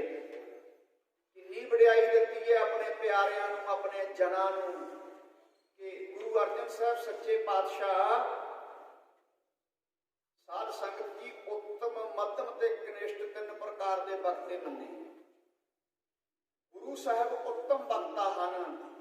ਇਹ ਕਿੱਥੋਂ ਸਿੱਧ ਹੁੰਦਾ ਹੈ? ਸੁਖਮਨੀ ਸਾਹਿਬ ਦੇ ਵਿੱਚੋਂ ਸਿੱਧ ਹੁੰਦਾ ਹੈ। ਜਦੋਂ ਮਹਾਰਾਜ ਕਹਿੰਦੇ ਨੇ, ਕਾਂਖੀ ਏਕ ਦਰਸ਼ਨ ਹਾਰੋ, ਨਾਨਕ ਗੁਣ ਸੰਗ ਮੋਹਿ ਅਗਾਰੋ। ਮਹਾਰਾਜ ਕਹਿੰਦੇ ਨੇ, ਇਹ ਸੱਚੇ ਪਾਤਸ਼ਾਹ ਮੈਨੂੰ ਉਹਨਾਂ ਦੇ ਦਰਸ਼ਨ ਬਖਸ਼ੋ ਜਿਨ੍ਹਾਂ ਨੂੰ ਤੇਰੇ ਦਰਸ਼ਨਾਂ ਦੀ ਲੋੜ ਹੈ। ਗੁਰੂ ਸਾਹਿਬ ਤਾਂ ਖੁਦ ਅਕਾਲ ਪੁਰਖ ਆਪ ਸਨ, ਆਪ ਨਰੈਣ ਕਲਾ ਧਾਰ ਜਗ ਮਹਿ ਪਰਵਰੇ। ਇਹ ਨਿਮਰਤਾ ਹੈ ਸਤਿਗੁਰਾਂ ਦੀ ਅੱਤ ਦਾ ਕੀ। ਸਾਧ ਸੰਗਤ ਜੀ, ਕਲਗੀਧਰ ਪਾਤਸ਼ਾਹ ਨੇ ਨਹੀਂ ਕਿਹਾ, ਜੋ ਹਮਕੋ ਪਰਮੇਸ਼ਰ ਉਚਰਹਿ ਤੇ ਸਭ ਨਰਕ ਕੁੰਡ ਮੈਂ ਪਰ ਹੈ। ਇਹਦੇ 2 ਅਰਥ ਨੇ। ਇੱਕ ਤਾਂ ਅਰਥ ਇਹ ਆ ਵੀ ਜਿਹੜਾ ਆਪਣੇ ਆਪ ਨੂੰ ਪਰਮੇਸ਼ਰ ਕਹਾਵੇਗਾ ਨਰਕ ਦੇ ਕੁੰਡ ਵਿੱਚ ਪਵੇਗਾ। ਇੱਕ ਸਤਿਗੁਰੂ ਕਹਿੰਦੇ, ਭਾਈ ਮੈਨੂੰ ਪਰਮੇਸ਼ਰ ਨਾ ਕਹੋ। ਪਰ ਕਲਗੀਧਰ ਖੁਦ ਪਰਮੇਸ਼ਰ ਸਨ। ਜਿਹੜੇ ਪਰਮੇਸ਼ਰ ਸੀ ਉਹ ਕਹਿੰਦੇ ਨੇ ਮੈਨੂੰ ਪਰਮੇਸ਼ਰ ਨਾ ਕਹੋ। ਤੇ ਅੱਜ ਦੇ ਸਮੇਂ 'ਚ ਪਖੰਡੀ ਤੇ ਦੇਹਧਾਰੀ ਗੁਰੂ ਮੱਲੋ ਮੱਲੀਏ ਪਰਮੇਸ਼ਰ ਬਣੀ ਜਾਂਦੇ ਆ। ਸਾਧ ਸੰਗਤ ਦੇਖੋ, ਕਿੱਥੇ ਸਾਡੇ ਗੁਰੂ ਸਾਹਿਬਾਨ, ਕਿੱਥੇ ਅੱਜ ਦੇ ਅਖੌਤੀ ਪਖੰਡੀ ਦੇਹਧਾਰੀ ਸਾਧ ਸੰਗਤ। ਕੀ ਮੁਕਾਬਲਾ ਇਹਨਾਂ ਦਾ? ਆਓ ਜਨ ਕੇ ਚਰਨ ਵਸੈ ਮੇਰੇ ਹੀਰੇ, ਸੰਗ ਪਨੀਤਾ ਦੇਹੀ। ਮੈਨੂੰ ਐਸੇ ਜਨਾਂ ਦੀ ਸੰਗਤ ਬਖਸ਼ ਦਿਓ ਜਿਹੜੇ ਤੇਰੇ ਨਾਮ 'ਚ ਗੁੜੁੰਦ ਰਹਿੰਦੇ। ਉਹਨਾਂ ਉਹਨਾਂ ਦੇ ਸੰਗਤ ਕਰਕੇ ਮੇਰੀ ਦੇਹ ਪਵਿੱਤਰ ਹੋ ਜਾਏ। ਜਨ ਕੀ ਧੂੜ ਦੇ ਹੋ ਕਿਰਪਾ ਨਿਤ, ਉਹਨਾਂ ਦੀ ਚਰਨ ਧੂੜ ਮੈਨੂੰ ਮਿਲ ਜਾਵੇ। ਨਾਨਕ ਕੈ ਸੁਖ ਇਹੀ, ਮੇਰੇ ਵਾਸਤੇ ਜ਼ਿੰਦਗੀ ਦਾ ਸਭ ਤੋਂ ਵੱਡਾ ਇਹ ਸੁੱਖ ਵਾਲਾ ਅਵਸਰ ਹੋਵੇ। ਇੱਥੇ ਤੱਕ ਵਿਚਾਰ ਹੋਈ ਹੈ। ਅੱਜ ਸਮਾਂ ਹੋ ਰਿਹਾ, time and tide wait for none. ਸਮਾਂ ਤੇ ਸਮੁੰਦਰ ਦੀਆਂ ਲਹਿਰਾਂ ਕਿਸੇ ਦਾ ਇੰਤਜ਼ਾਰ ਨਹੀਂ ਕਰਿਆ ਕਰਦੀਆਂ। ਸਮਾਂ ਆਪਣੀ ਚਾਲ ਲੰਘਿਆ ਜਾ ਰਿਹਾ ਹੈ, ਪਰ ਇਹ ਸਮਾਂ ਸਫਲ ਹੈ। ਸਾਈ ਘੜੀ ਸੁਲੱਖਣੀ ਸਭ ਨਾਲ ਬਿਹਾਰ, ਜਿਹੜੀ ਉਸ ਵਾਹਿਗੁਰੂ ਦੇ ਨਾਲ ਬੀਤਦੀ ਹੈ ਉਹ ਘੜੀ ਸੁਲੱਖਣੀ। ਤੁਸੀਂ ਤਾਂ ਸਾਰੇ ਵਿਦਵਾਨ ਲੋਕ ਹੋ, ਦਾਸਤਾਨ ਪੜ੍ਹ ਹਉ ਮੂਰਖ ਕਾਰੇ ਲਾਇਆ। ਤੁਸੀਂ ਵਿਦਵਾਨ ਲੋਕ ਹੋ ਸਾਰੇ, ਪਰ ਜੋ ਵਚਨ ਹੋਏ ਹੈ, ਜੇ ਕੋਈ ਗਲਤੀ ਹੋ ਗਈ ਉਹਨੂੰ ਚਿਤਾਰਿਓ ਨਾ, ਖਿਮਾ ਕਰਿਓ ਤੇ ਦਾਸ ਲਈ ਅਰਦਾਸ ਕਰਿਓ ਕਿ ਸੱਚੇ ਪਾਤਸ਼ਾਹ ਕਿਰਪਾ ਕਰੋ, ਪ੍ਰਚਾਰ ਕਰਨ ਦੀ ਤਾਕਤ ਦਿਓ ਅਕਾਲ ਪੁਰਖ ਵਾਹਿਗੁਰੂ। ਗੁਰੂ ਗ੍ਰੰਥ ਸਾਹਿਬ ਸਮੁੰਦਰ ਨੇ। ਦੁਨੀਆ ਦਾ ਕੋਈ ਵੱਡੇ ਤੋਂ ਵੱਡਾ ਵਿਦਵਾਨ ਬਾਂਹ ਕੱਢ ਕੇ ਨਹੀਂ ਕਹਿ ਸਕਦਾ ਮੈਂ ਸਾਰੇ ਅਰਥ ਜਾਣਦਾ। ਜਿਹੜਾ ਕਹਿੰਦਾ ਮੈਂ ਸਾਰੇ ਅਰਥ ਜਾਣਦਾ ਉਹ ਗਿਆਨੀ ਨਹੀਂ, ਉਹ ਤਾਂ ਆਗਿਆਨੀ ਨਹੀਂ। ਸਾਰੇ ਅਰਥ ਤਾਂ ਗੁਰੂ ਕਲਗੀਧਰ ਪਾਤਸ਼ਾਹ ਹੀ ਜਾਣਦੇ। ਸਾਡੇ ਗੁਰੂ ਸਾਹਿਬੇ ਜਾਂ ਬ੍ਰਹਮ ਗਿਆਨੀ ਮਹਾਂਪੁਰਖ ਜਾਣਦੇ, ਜਿਨ੍ਹਾਂ ਨੇ 27 ਕਥਾ ਕੀਤੀਆਂ ਸਾਰੀਆਂ ਸ਼੍ਰੀ ਗੁਰੂ ਗ੍ਰੰਥ ਸਾਹਿਬ ਦੀ। ਅੱਜ ਆ ਜਿਹੜੇ ਮਿਸ਼ਨਰੀਏ ਦੁਸ਼ਟ ਨਿੰਦਿਆ ਕਰਦੇ ਹੈ, ਕਦੇ ਇੱਕ ਸ਼ਬਦ ਦੀ ਕਥਾ ਨਹੀਂ ਕਰਦੇ, ਇੱਕ ਸ਼ਬਦ ਦੀ ਵਿਆਖਿਆ। ਨਿੰਦਿਆ ਤੇ ਜ਼ੋਰ। ਨਿੰਦੇ ਜਿਵੇਂ ਹਲਕਿਆ ਕੁੱਤਾ ਮੂੰਹ ਚੋਂ ਝੱਗ ਸੁੱਟਦਾ ਹੈ, ਇਹ ਹਲਕੇ ਕੁੱਤੇ ਦੀ ਨਿਆਈ ਸਾਧ ਸੰਗਤ ਨਿੰਦਿਆ ਰੂਪੀ ਝੱਗ ਮੂੰਹ ਚੋਂ ਸੁੱਟਦੇ ਰਹਿੰਦੇ ਹੈ। ਸਤਿਗੁਰੂ ਇਹਨਾਂ ਨੂੰ ਸਮੱਤ ਬਖਸ਼ੇ। ਆਓ ਹੁਣ ਆਪਾਂ ਸਮਾਪਤੀ ਕਰੀਏ। ਕੱਲ੍ਹ ਨੂੰ ਤੇ ਪਰਸੋਂ ਨੂੰ 2 ਦਿਨ ਫਿਰ ਆਪਾਂ ਅੱਗੇ ਹੋਰ ਜੋ ਵਿਚਾਰ ਹੋਵੇਗੀ ਉਹ ਕਰਾਂਗੇ। ਬਹੁਤ ਵੱਡੇ ਤੁਹਾਡੇ ਭਾਗ ਨੇ, ਕਿਉਂਕਿ ਮਹਾਂਪੁਰਖ ਸੰਤ ਬਾਬਾ ਹਰਨਾਮ ਸਿੰਘ ਜੀ ਖਾਲਸਾ ਵਰਗੇ, ਕਿਉਂਕਿ 16 ਸਾਲ ਦਾ ਸਮਾਂ ਸਾਡਾ ਬਾਬਾ ਠਾਕਰ ਸਿੰਘ ਹੋਰਾਂ ਨਾਲ ਬੀਤਿਆ, 16 ਸਾਲ ਇਹ ਮਹਾਂਪੁਰਖਾਂ ਨਾਲ ਹੋ। ਬਾਬਾ ਹਰਨਾਮ ਸਿੰਘ ਜੀ ਖਾਲਸਾ ਅੱਧ ਦਰਜੇ ਦੀ ਨਿਮਰਤਾ ਮਹਾਂਪੁਰਖਾਂ 'ਚ। ਤੁਸੀਂ ਸਾਰੇ ਵਿਦਿਆਰਥੀ ਵੱਡੇ ਕਰਮ ਵਾਲੇ ਹੋ, ਜਿਨ੍ਹਾਂ ਨੂੰ ਐਡੀ ਸੁਚੱਜੀ ਅਗਵਾਈ ਦੇਣ ਵਾਲੇ, ਐਡੀ ਸਿਆਣਪ, ਐਡੀ ਦੂਰ ਦ੍ਰਿਸ਼ਟੀ ਵਾਲੇ ਮਹਾਂਪੁਰਖ ਸੰਤ ਬਾਬਾ ਹਰਨਾਮ ਸਿੰਘ ਖਾਲਸਾ ਮਿਲੇ ਹੈ। ਇੱਕੋ ਇੱਕ ਸਵਾਸ ਦਮਦਮੀ ਟਕਸਾਲ ਦੀ ਚੜ੍ਹਦੀ ਕਲਾ ਲਈ, ਦਮਦਮੀ ਟਕਸਾਲ ਦੇ ਗੁਰੂ ਦੇ ਪ੍ਰਚਾਰ ਲਈ ਬਤੀਤ ਕਰਨਾ। ਸਤਿਗੁਰੂ ਕਿਰਪਾ ਕਰਨ, ਸੰਗਤਾਂ ਨੂੰ ਇਸ ਅਸਥਾਨ ਨੂੰ ਚੜ੍ਹਦੀ ਕਲਾ ਬਖਸ਼ਿਸ਼ ਕਰਨ। ਆਓ ਗੱਜ ਵੱਜ ਕੇ ਫਤਿਹ ਦੀ ਸਾਂਝ ਕਰੀਏ। ਸਮਾਂ ਹੋ ਰਿਹਾ, ਆਖੋ ਜੀ ਵਾਹਿਗੁਰੂ ਜੀ ਕਾ ਖਾਲਸਾ, ਵਾਹਿਗੁਰੂ ਜੀ ਕੀ ਫਤਿਹ। ਤੂੰ ਠਾਕ